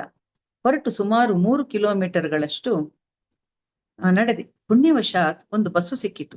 ಹುಣಸೆ ಮರದಡಿಯ ಬಸ್ ನಿಲ್ದಾಣದಲ್ಲಿ ಇಳಿದು ಮನೆ ಕಡೆ ಹೆಜ್ಜೆ ಹಾಕಿದೆ. ಹಿಂದಿರುಗಿ ನೋಡಿದರೆ ಮನುಷ್ಯನನ್ನು ಮಾಗಿಸಲು, ಅವನನ್ನು ದೃಢಗೊಳಿಸಿ ಆಧ್ಯಾತ್ಮದ ಔನ್ನತ್ಯಕ್ಕೇರಿಸಲು ಅವಶ್ಯವಿರುವ ಈ ಅನುಭವಗಳೆಲ್ಲ ಸಾಮಾನ್ಯವಾಗಿ ಸುಲಭದಲ್ಲಿ ದೊರಕುವಂತಹದ್ದಲ್ಲ. ಸಿಗಲು ವರ್ಷ ಕಾಲ ಕಾಯಿಸುವಂಥದ್ದು. ಆದರೆ ಆ 5 ವರ್ಷಗಳಲ್ಲಿ ಸಾರಾಸಾಂದ್ರವಾಗಿ ಇವೆಲ್ಲ ನನಗೆ ಒದಗಿ ಬಂತಲ್ಲ, ಅದನ್ನು ಅಲ್ಲಗೆಳೆಯಲು ಸಾಧ್ಯವೇ? ಅಂದ್ರೆ ಅವರು ಹಿಂದಿನ ಜನ್ಮದ ಯೋಗಿ ಆಗಿದ್ರಿಂದ ಇದೆಲ್ಲ ಅವರಿಗೆ ತುಂಬಾ ಸುಲಭವಾಗಿ ಬೇಗ ಸಿಕ್ತು.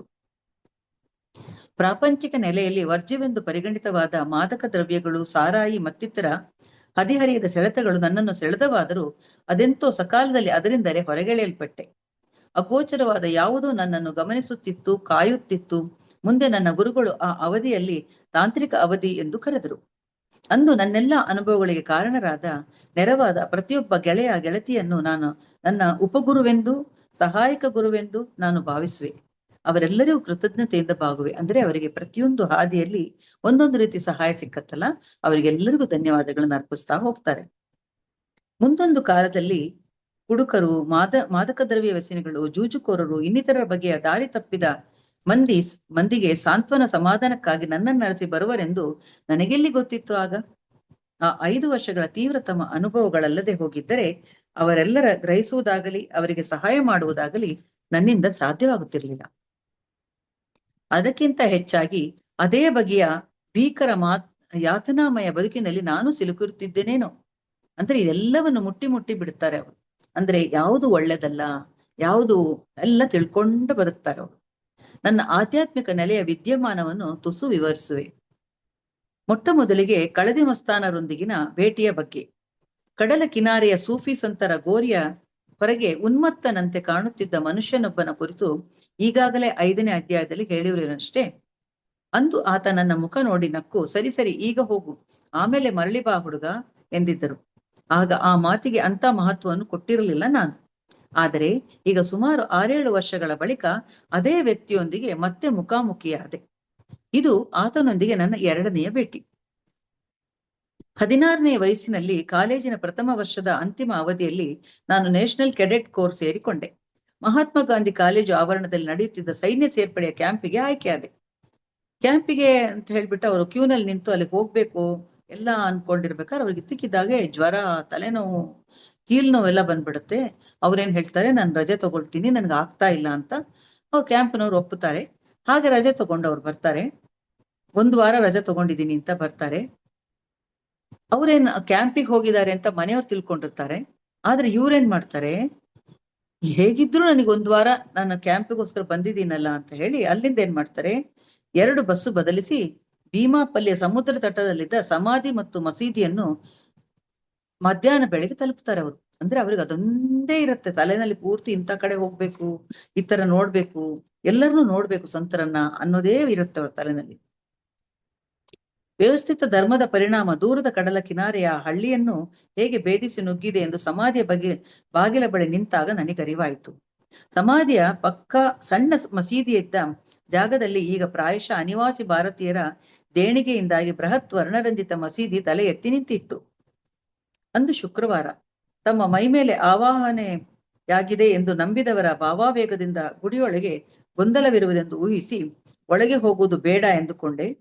ಆರ್ಮಿ ಮಾದರಿಯ ಹೋಲ್ಡಾಲ್ ಅನ್ನು ಎಳೆದುಕೊಂಡು ಮರಳ ತೀರವನ್ನು ಹಾದು ರಸ್ತೆ ದಾಟಿ ಚಹಾದ ಅಂಗಡಿ ಹುಡುಕುತ್ತಾ ಹೊರಟೆ. ಎಲ್ಲಕ್ಕಿಂತ ಮೊದಲು ಒಂದು ಕಡಕ್ ಟೀ ಕುಡಿಬೇಕು ಅಂತ ಅವ್ರು ಅನ್ಕೊಂಡು ಹೋಗ್ತಾರೆ. ಎದುರಿಗೆ ದರ್ಗಾ ಚಹಾ ಅಂಗಡಿ ಅಂತ ಒಂದು ಬರ್ದಿರುತ್ತೆ. ಅಲ್ಲಿ ಹೋಗ್ತಾರವರು. ಒಂದು ಹುಲ್ಲಿನ ಕಟ್ಟಡ, ಅದರೆಡೆಗೆ ನಡೆಯುತ್ತಿದ್ದಂತೆ ಜಗಲಿಯ ಸುತ್ತ ಒಂದಷ್ಟು ಮಂದಿ ನಿಂತಿರುವುದು ಕಾಣಿಸುತ್ತೆ ಅವರಿಗೆ. ಏನೆಂದು ನೋಡಲು ನಾನು ಹೋಗಿ ಅವರೊಂದಿಗೆ ಸೇರಿಕೊಂಡೆ. ನೋಡಿದರೆ ಗಲೀಜು ಕ್ಷೀಣ ನಗ್ನ ಮನುಷ್ಯನೊಬ್ಬ ನೆಲದಲ್ಲಿ ತೆವಳುತ್ತಾ ತನ್ನಷ್ಟಕ್ಕೆ ನಗುತ್ತಾ ಇದ್ದ. ಅವರೆಲ್ಲ ಅದನ್ನು ನೋಡ್ತಾ ನಿಂತಿದ್ರು. ಸಮ್ಮರ್ ಕ್ರಾಫ್ಟ್ ಅಂತ ತಲೆಕ್ಷೌರ ಮಾಡಿಕೊಂಡಿದ್ದ ಆತನ ಕರಿಯ ಮುಖದ ಮೇಲಿನ ಬಿಳಿಯ ಗಡ್ಡ, ಗಮನ ಸೆಳೆವಂತ ಕಂಗಳು, ವಿಶಾಲ ಪ್ರೇಮಮಯಿ ಕಂಗಳು ಅವು ನನ್ನೆಡೆಗೆ ತಿರುಗಿದವು. ಆತ ಹಾಗೆ ನೋಡುತ್ತಿದ್ದಂತೆ ನನ್ನ ಕಣ್ಮುಂದೆ ದೃಶ್ಯವೊಂದು ಹಾದು ಹೋಯಿತು. ನಾನು ಹಿಂದೊಮ್ಮೆ ನೋಡಿದ್ದ ವ್ಯಕ್ತಿ ಈತನೇ ಎಂದು ತಟ್ಟನೆ ನನಗೆ ಹೊಳೆಯಿತು. ಆತ ನುಡಿದಂತೆಯೇ ನಾನು ಅವನಲ್ಲಿಗೆ ಮತ್ತೆ ಬಂದಿದ್ದೆ. ನನ್ನ ಕಣ್ಣುಗಳನ್ನೇ ನೆಟ್ಟ ದೃಷ್ಟಿಯಿಂದ ನೋಡುತ್ತಾ, ಬಂದಿಟ್ಟಾನ್ ಅಂತ, ಅಂದ್ರೆ ಬಂದು ಬಿಟ್ಟ, ನಾನು ಹೇಳಿದಂತೆಯೇ ಬಂದು ಬಿಟ್ಟ, ದೊಡ್ಡ ಕಳ್ಳ, ನನ್ನ ಸಂಪತ್ತನ್ನು ಕದಿಯಲು ಬಂದಿದ್ದ ನಾವು ಅಂತ ಹೇಳ್ಬಿಟ್ಟು ಆತನನ್ನು ನೋಡತೊಡಗಿದ. ಒಂದು ಗಾಜಿನ ಲೋಟನಲ್ಲಿ ಚಹಾ ಕುಡಿತಾ ಇರ್ತಾನವನು. ಯಾರೋ ಅವಾಗ ಬಾ ನನ್ನ ಹತ್ರ ಕೂತ್ಕೋ ಬಾ ಅಂತ ಕರೀತಾನೆ. ಇವ್ರು ಹೋಗ್ತಾರೆ. ಕೂತ್ಕೊಂಡಾಗ ಚಹಾವನ್ನು ಅರ್ಧ ಕುಡ್ದಿದ್ದ ಉಳಿದರ್ಧ ಚಹಾವನ್ನ ನೀನ್ ಕುಡಿ ಅಂತ ಹೇಳ್ತಾರೆ. ಈ ಜೀವನವಿಡೀ ಅಂದ್ರೆ ತುಂಬಾ ಗಲೀಜಾಗಿರ್ತಾರಲ್ಲ, ಅದನ್ನ ನೋಡ್ಬಿಟ್ಟು ಅವನಿಗೆ ಆ ಚಹಾನ ಹೇಗ್ ಕುಡಿಯೋದ್ ನಾನು ಅಂತ ಅನ್ಕೊಳ್ತಾನೆ. ಅವಾಗ ಆ ಚಹಾದ ಅಂಗಡಿ ಅವ ಹೇಳ್ತಾನೆ, ಕುಡಿ ಕುಡಿ, ನಿನಗ್ ಗೊತ್ತಿಲ್ಲ ನೀನೆಷ್ಟು ಅದೃಷ್ಟವಂತ ಅಂತ. ಆತ ಹೀಗೆ ಹೇಳುವುದು ಬಹಳ ಅಪರೂಪ, ನೀನ್ ತಗೋ ಕುಡಿ ಕುಡಿ ಅಂತ ಹೇಳ್ತಾರೆ. ಆವಾಗ ಅವರ ವಾತ್ಸಲ್ಯ ದೃಷ್ಟಿ ಮಾತ್ರ ಇವನಿಗೆ ತುಂಬಾ ಖುಷಿ ಆಗುತ್ತೆ. ವಾತ್ಸಲ್ಯಮಯ ದೃಷ್ಟಿಗೆ ಮಾರು ಹೋಗಿ ಕಣ್ಮುಚ್ಚಿ ಕಪ್ಪಿನಲ್ಲಿದ್ದ ಉಳಿದ ಅರ್ಧ ಚಹಾವನ್ನೇ ಇವ್ರು ಕುಡಿದು ಬಿಡ್ತಾರೆ. ಅದಾಗಲೇ ಕತ್ತಲಾಗ್ಬಿಟ್ಟಿತ್ತು. ವೃದ್ಧ ಕುಣಿದೆದ್ದು ಬಾ ಬಾ ಅಂತ ಕೂಗುತ್ತಾ ಓಡಲಾರಂಭಿಸಿದ. ನನ್ನ ಹೋಲ್ಡಾಲ್ ಅನ್ನು ಸಂಪೂರ್ಣವಾಗಿ ಮರೆತು ನಾನು ಆತನ ಹಿಂದೆ ಓಡತೊಡಗಿದೆ. ಸ್ವಲ್ಪ ಹೊತ್ತಿನಲ್ಲೇ ನಾವು ಸಮುದ್ರ ದಂಡೆಯಲ್ಲಿದ್ದೆವು. ಅರ್ಧ ಮಾಡು ಹಾರಿ ಹೋಗಿದ್ದ, ಯಾರೂ ವಾಸವಿರದ ಒಂದು ಬೆಸ್ತರ ಗುಡಿಸಲಿನ ಮುರಿದು ಬಿದ್ದ ಜಗಲಿಯ ಮೇಲೆ ಕಡಲಿಗೆ ಮುಖ ಮಾಡಿ ಕುಳಿತು ಕೂತುಕೋ ಎಂದ.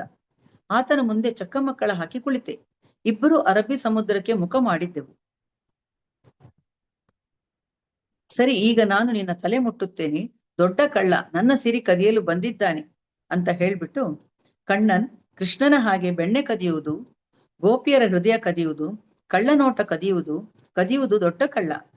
ಅದಕ್ಕೆ ಹಾ ಹಾ ಹಾ ಅಂತ ಹೇಳ್ಕೊಂಡು ಎದೆ ಮತ್ತು ಹಣೆಯನ್ನು ಬಲಗೈಯ ಬೆರಳುಗಳಿಂದ ಮುಟ್ಟಿದ. ಇವನ ಎದೆ ಮತ್ತು ಹಣೆಯನ್ನು ಬಲಗೈಯಿಂದ ಮುಟ್ತಾರೆ. ಬೆಳ್ಳಿ ಬೆಳಕಿನ ಹೊನಲೊಂದು ಎದೆಯೊಳಗೆ ಉಕ್ಕಿ ತಲೆಯೊಳಗೆ ಸ್ಫೋಟವಾದಂತಾಯ್ತು. ಹಣೆ ಹಾಗೂ ಎದೆಯ ನಡುವೆ ಮೇಲೆ ಕೆಳಗೆ ಹರಿದಾಡುತ್ತಿದ್ದ ಬೆಳಕಿನ ಹೊರತು ಉಳಿದೆಲ್ಲವೂ ವಿಸ್ಮರಣೆಯಾಯಿತು. ದಿವ್ಯಾನಂದದ ಅಲೆಗಳು ನನ್ನೆದೆ ತುಂಬಿ ಇಡೀ ದೇಹವನ್ನು ಆವರಿಸಿಕೊಂಡಿತು. ರೋಮಾಂಚನವೆನಿಸಿ ಇಡೀ ಪ್ರಪಂಚವನ್ನೇ ಬಿಗಿದಪ್ಪಿಕೊಳ್ಳಬೇಕೆನಿಸಿತು. ಅದೆಷ್ಟು ಹೊತ್ತು ಅಲ್ಲಿ ಕುಳಿತಿದ್ದೇನೋ ಗೊತ್ತಿಲ್ಲ.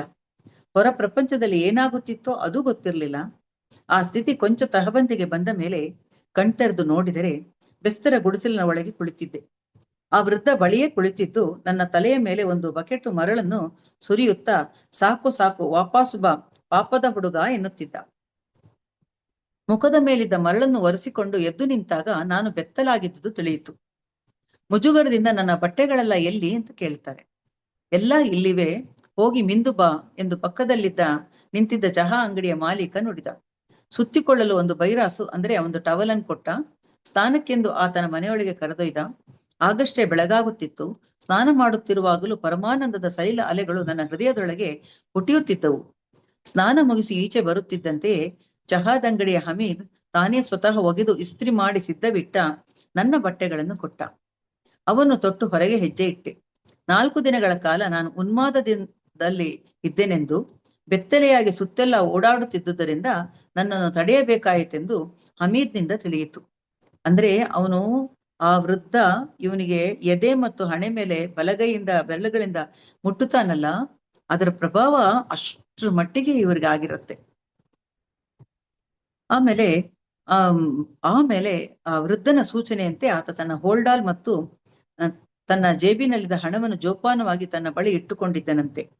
ಮಸ್ತಾನ್ ಸಾಹೇಬರು ಹೊರಗೆ ಕಾಯುತ್ತಿದ್ದಾರೆ, ತ್ವರೆ ಮಾಡು ಎಂದ ಹಮೀದ್. ನನ್ನನ್ನು ಕಂಡೊಡನೆ ಬಿದ್ದು ಬಿದ್ದು ನಗುತ್ತಾ, ಹೊಸ ಮದುಮಗ, ದೊಡ್ಡ ಕಳ್ಳ, ಮತ್ತೆ ಇಲ್ಲಿಗೆ ಹಿಂತಿರುಗಿ ಬರಬೇಡ, ನನ್ನಲ್ಲಿ ಇನ್ಯಾವ ಸಂಪತ್ತು ಉಳಿದಿಲ್ಲ, ಹೋಗು ಎಂದ.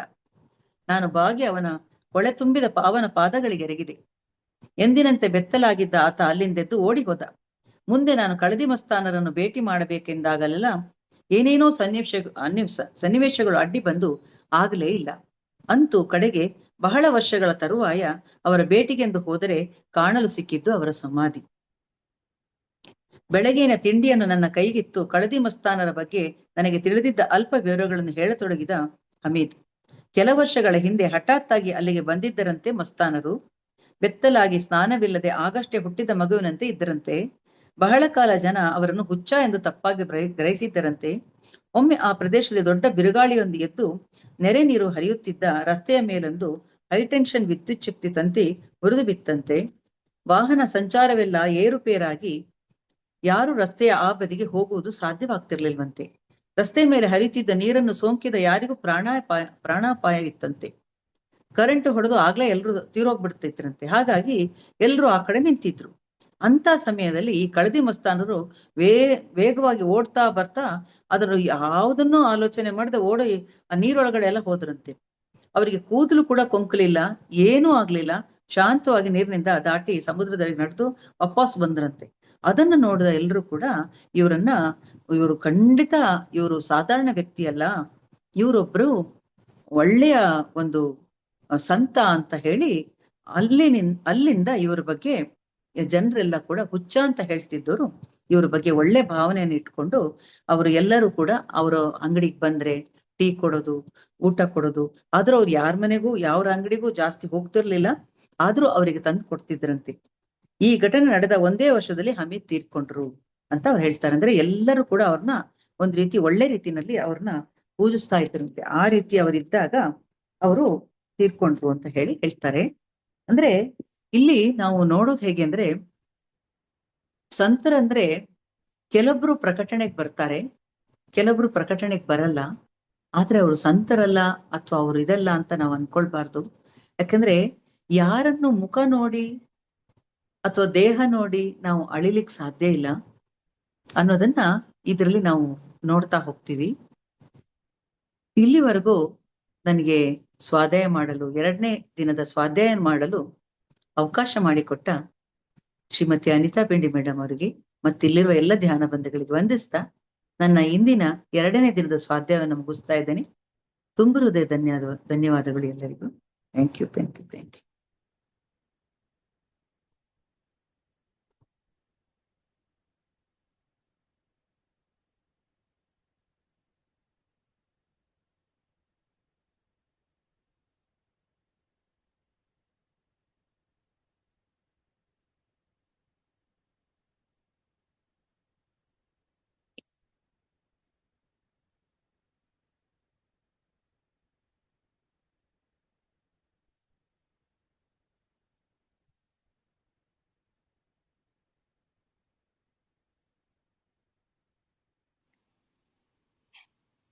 ವಿಶಾಲ ಮ್ಯಾಮ್,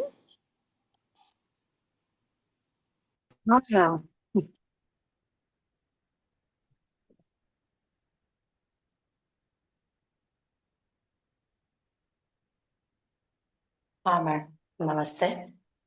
ನಮಸ್ತೆ. ಚೆನ್ನಾಗಿತ್ತು ಮೇಡಮ್.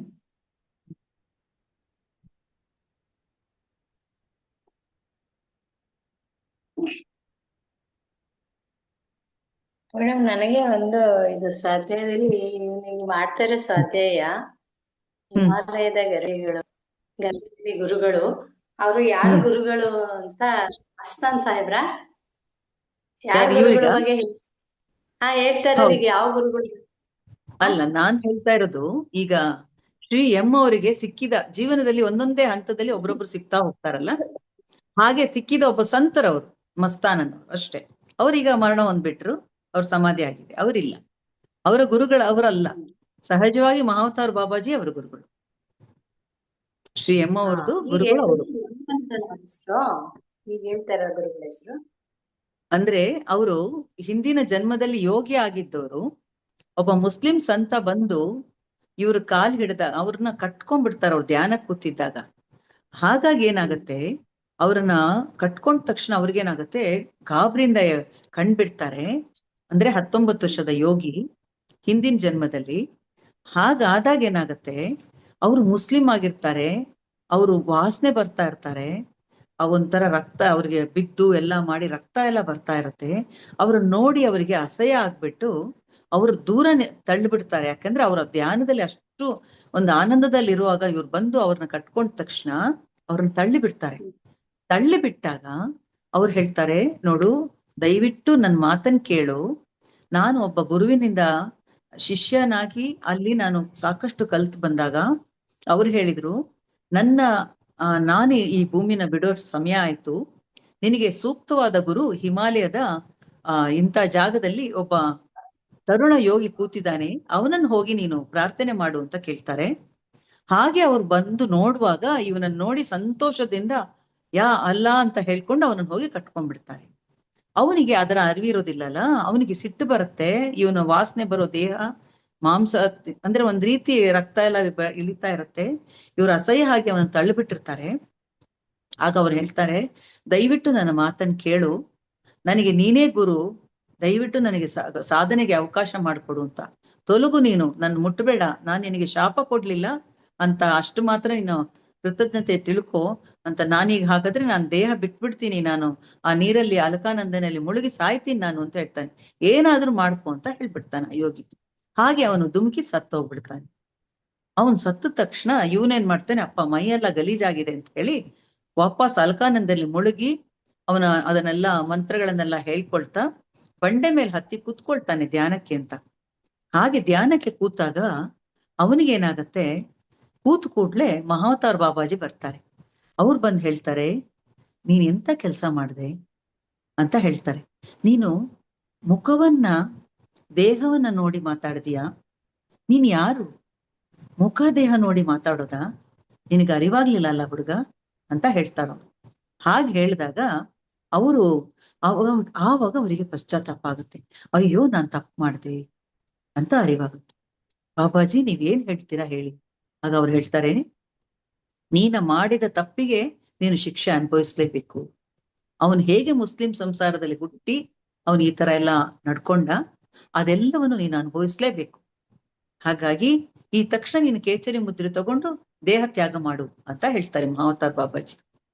ಆಗ ಅವ್ರು ಹೇಳ್ತಾರೆ, ಖಂಡಿತ ನನ್ನ ತಪ್ಪಿನ ನನಗೆ ಅರಿವಾಗಿದೆ, ನಾನು ಖಂಡಿತ ಒಪ್ಕೊಳ್ತೇನೆ, ನೀವು ಹೇಳಿದ್ದನ್ನ ಕ್ಷಮಿಸಿ, ನಾನು ಈಗಲೇ ನಾನು ಇದು ದೇಹ ತ್ಯಾಗ ಮಾಡ್ಲಿಕ್ಕೆ ತಯಾರಾಗಿದ್ದೇನೆ.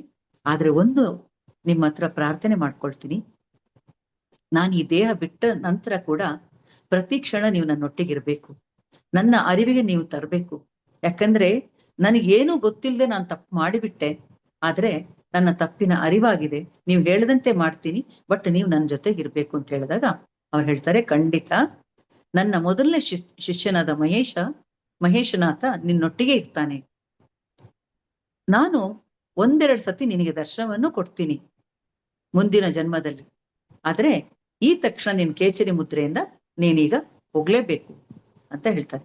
ಆವಾಗ ಆಯ್ತು ಅಂತ ಹೇಳಿ ಅವ್ರೇನ್ ಮಾಡ್ತಾರೆ, ಅವರ ಕಾಲಿಗೆ ನಮಸ್ಕಾರ ಮಾಡ್ತಾರೆ, ಅವರ ತಲೆಗೆ ಇವರು ಬಾಬಾಜಿಯವರು ಕೈ ಇಡ್ತಾರೆ, ಆಮೇಲೆ ಅವರು ಅದೃಶ್ಯರಾಗ್ಬಿಡ್ತಾರೆ. ಅದರ ನಂತರ ಇವರು ಕೇಚರಿ ಮುದ್ರೆಯಿಂದ ದೇಹ ತ್ಯಾಗ ಮಾಡಿ ಮುಸ್ಲಿಂ ಸಂಸಾರದಲ್ಲಿ ಹುಟ್ಟುತ್ತಾರೆ. ಅಂದ್ರೆ ಅಲ್ಲಿ ಹಿಂದೂ ಆಗಿ ಬ್ರಾಹ್ಮಣ ಯೋಗಿ ಆಗಿದ್ದಂಥವ್ರು ಆ ಮುಸ್ಲಿಂನ ತಳ್ಳಿ ಎಲ್ಲ ಮಾಡಿದ್ರಿಂದ ಅವ್ರು ವಾಪಸ್ ಮುಸ್ಲಿಂ ಸಂಸಾರದಲ್ಲಿ ಹುಟ್ಟಿ, ಅವ್ರ ಹೆಸರು ಶ್ರೀ ಎಂ ಅಂತ ಮಾತ್ರ ಹೇಳ್ತಾರೆ, ಈ ಪುಸ್ತಕದಲ್ಲಿ ಎಲ್ಲೂ ಅವ್ರ ಹೆಸರಿಲ್ಲ. ಅವ್ರ ಹೆಸರು ಮುಮ್ತಾಜ್ ಅಲಿ ಖಾನ್ ಅಂತ ಹೇಳಿ ಮುಸ್ಲಿಂ ಆಗಿ ಹುಟ್ಟುತ್ತಾರೆ. ಈಗ ಹಿಂದೂ ಮನೆಗಳಲ್ಲಿ ಊಟ, ಆಮೇಲೆ ಬ್ರಾಹ್ಮಣರ ಊಟ ಅಂತದೇ ಅವ್ರಿಗೆ ಇಷ್ಟ ಆಗತ್ತೆ. ಈ ಮಾಂಸದ ಅಡಿಗೆ ಎಲ್ಲ ಈಗ ಅವ್ರಿಗೆ ಇಷ್ಟ ಆಗೋದಿಲ್ಲ, ಆದ್ರೆ ಅದು ಗೊತ್ತಿಲ್ಲ ಅವರಿಗೆ. ಅವ್ರಿಗೀಗ 9 ವರ್ಷದ ನಂತರ ಅವರಿಗೆ ಹಲಸಿನ ಮರದ ಅಡಿಯಲ್ಲಿ ಅವರ ಆ ಮಹೇಶ್ವರ ನಾಥ ಅವ್ರು ಕಾಣಿಸ್ತಾರೆ. ಈಗ ಒಂದೊಂದೇ ಹಂತ ದಾಟುತ್ತಾ ಇದ್ದಾರೆ. ಈಗ 14 ವರ್ಷ ಆಯ್ತು. ಒಬ್ರೊಬ್ಬರನ್ನೇ ಅವ್ರಿಗೆ ಅಂದ್ರೆ ಅದೇ ತಲೆನಲ್ಲಿ ಹೋಗ್ತಾ ಇರುತ್ತೆ, ಏನ್ ಸ್ಕೂಲ್ ಓದಿದ್ರು, ಏನ್ ಮಾಡಿದ್ರು, ಸಂತರನ್ನ ಹುಡ್ಕೊಂಡು ಹೋಗ್ತಾ ಇರ್ತಾರೆ ಅವರು. ಒಂದು ವಾರ ನನಗೆ ಟೈಮ್ ಸಿಕ್ಕಿದೆ ಅಂದ್ರೆ ನಾನು ಸಂತರನೇ ಯಾಕೆ ಹುಡುಕ್ಬಾರ್ದು ಅಂತ. ಅಂದ್ರೆ ಅವರ ಜೀವನದ ರೀತಿ ಹಾಗೆ. ಅಂದ್ರೆ ಅವ್ರ ಹಿಂದಿನ ಜನ್ಮದ ಯೋಗಿ ಆಗಿದ್ರಿಂದ ಅವ್ರಿಗೆಲ್ಲ ಸುಲಭವಾಗಿ ಎಲ್ಲ ಸಿಕ್ಕಿದ್ರು. ಆ ಕ್ಷಣದಲ್ಲಿ ಏನ್ ಬೇಕು ಅವರಿಗೆ ಅದು ಆ ಕೂಡ್ಲೆ ಸಿಗ್ತಾ ಹೋಯ್ತು. ಅವ್ರ ಲೈಬ್ರರಿಗೆ ಹೋದ್ರು ಕೂಡ ಅಲ್ಲಿ ಅವರಿಗೆ ಪುಸ್ತಕ ತನ್ನಷ್ಟಕ್ಕೆ ಅವ್ರ ಕೈಗೆ ಸಿಕ್ತು. ಅದ್ರಲ್ಲಿ ನೋಡಿದ್ರೆ ಕೂಡ ಅಂದ್ರೆ ನೀವು ಯಾವಾಗ ಆ ಮಾರ್ಗದಲ್ಲಿ ಹೋಗ್ತೀರಾ, ಅದು ತನ್ನಷ್ಟಕ್ಕೆ ನಿಮ್ ಜೊತೆಗೆ ಎಲ್ಲ ಸೇರ್ಕೊಂಡ್ ಬರುತ್ತೆ, ಎಲ್ಲ ಸಿಗತ್ತೆ ಅನ್ನೋದನ್ನ ತೋರಿಸ್ತಾ ಹೋಗ್ತಾರೆ. ಹಾಗೆ ಅವ್ರು ಹೋಗ್ತಾ ಇರುವಾಗ ಮಸ್ತಾನ ನೋಡು, ಈ ತರ ಒಬ್ರೊಬ್ರೇ ಸಂತರನ್ನ ನೋಡ್ತಾ ಹೋಗ್ತಾರೆ. ಆ ರೀತಿ ಸಿಕ್ಕಿದ ಸಂತ ಒಬ್ರಿಗಳು ಅಷ್ಟೇ. ಹಾಗೆ ಪ್ರತಿ ದಿವಸದಲ್ಲಿ ನೀವು ನೋಡ್ತಾ ಹೋಗುವಾಗ ಸಾಕಷ್ಟು ಸಂತರನ್ನು ನೋಡ್ತಾ ಹೋಗ್ತಾರೆ, ಅವರಲ್ಲಿ ಆಗುವ ಬದಲಾವಣೆಯನ್ನು ಅವ್ರು ನೋಡ್ತಾ ಹೋಗ್ತಾರೆ. ಇದು ಮುಂದುವರೆದ ಭಾಗ. ಇದು 2ನೇ ದಿವಸದ ಸ್ವಾಧ್ಯಾಯ. ನನಗೆ ಅದೇ ಹೆಸರು ಗೊತ್ತಾಗ್ಲಿಲ್ಲ, ಅದಕ್ಕೆ ನಾನು ಹೆಸರು ಏನಿರ್ಬೋದು ಅಂತ ಒಂದ್ ಕುತೂಹಲ ಆಯ್ತು. Thank you madam, thank you so much. ತುಂಬಾ ಚೆನ್ನಾಗಿತ್ತು. ಸೊ ಅದೇ ನಾನು ಕೇಳ್ತಾ ಧ್ಯಾನಕ್ಕೆ ಹೋಗ್ಬಿಟ್ಟಿದ್ದೆ. ನಮ್ಮ ಮನೆಯವ್ರು ಬಂದು ಲೈಟ್ ಆಫ್ ಮಾಡ್ಕೊಂಡು ಹೋಗಿದ್ದಾರೆ, ಹಂಗಾಗಿ ಡೀಪ್ ಆಗಿ ಹೋಗ್ಬಿಟ್ಟಿದ್ದೀನಿ ಲಾಸ್ಟ್ ಅಲ್ಲಿ. ತುಂಬಾ ಚೆನ್ನಾಗಿತ್ತು ಮೇಡಮ್. ಮಾಸ್ಟರ್ಸ್ ಯಾರಾದ್ರೂ ನಿಮ್ಮ ಅನಿಸಿಕೆಗಳು, ಅನುಭವಗಳು ಕೇಳೋರಿದ್ರೆ ಹ್ಯಾಂಡ್ ರೈಸ್ ಮಾಡ್ಕೊಂಡು ಕೇಳಿ masters. Pushpa madam.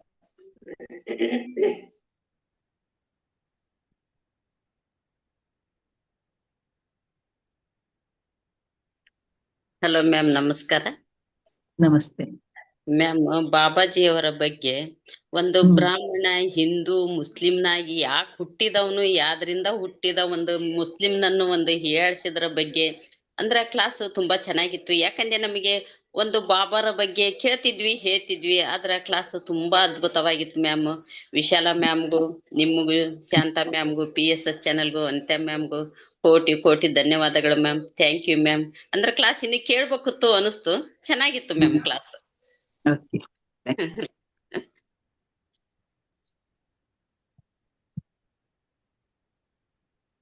Okay masters, ಇನ್ಯಾರಾದ್ರು ನಿಮ್ಮ ಅನುಭವನ ಶೇರ್ ಮಾಡ್ಕೊಳ್ಳೋದಿದ್ರೆ ಹ್ಯಾಂಡ್ ರೈಸ್ ಮಾಡ್ಕೊಳ್ಳಿ ಮಾಸ್ಟರ್ಸ್.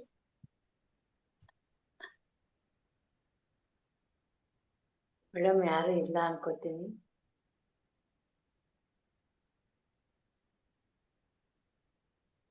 ಏನ್ ಮಾಡದ? Okay masters.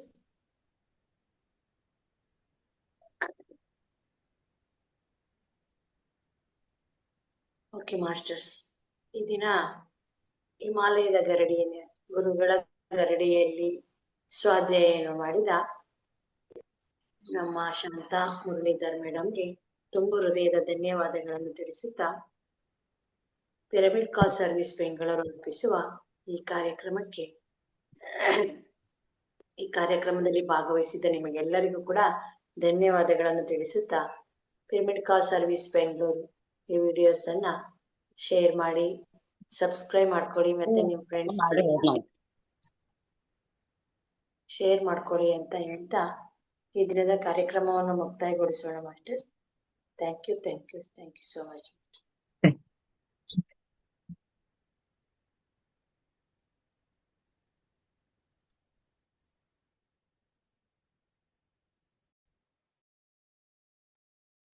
ಏನ್ ಮಾಡೋದು ಮೇಡಮ್?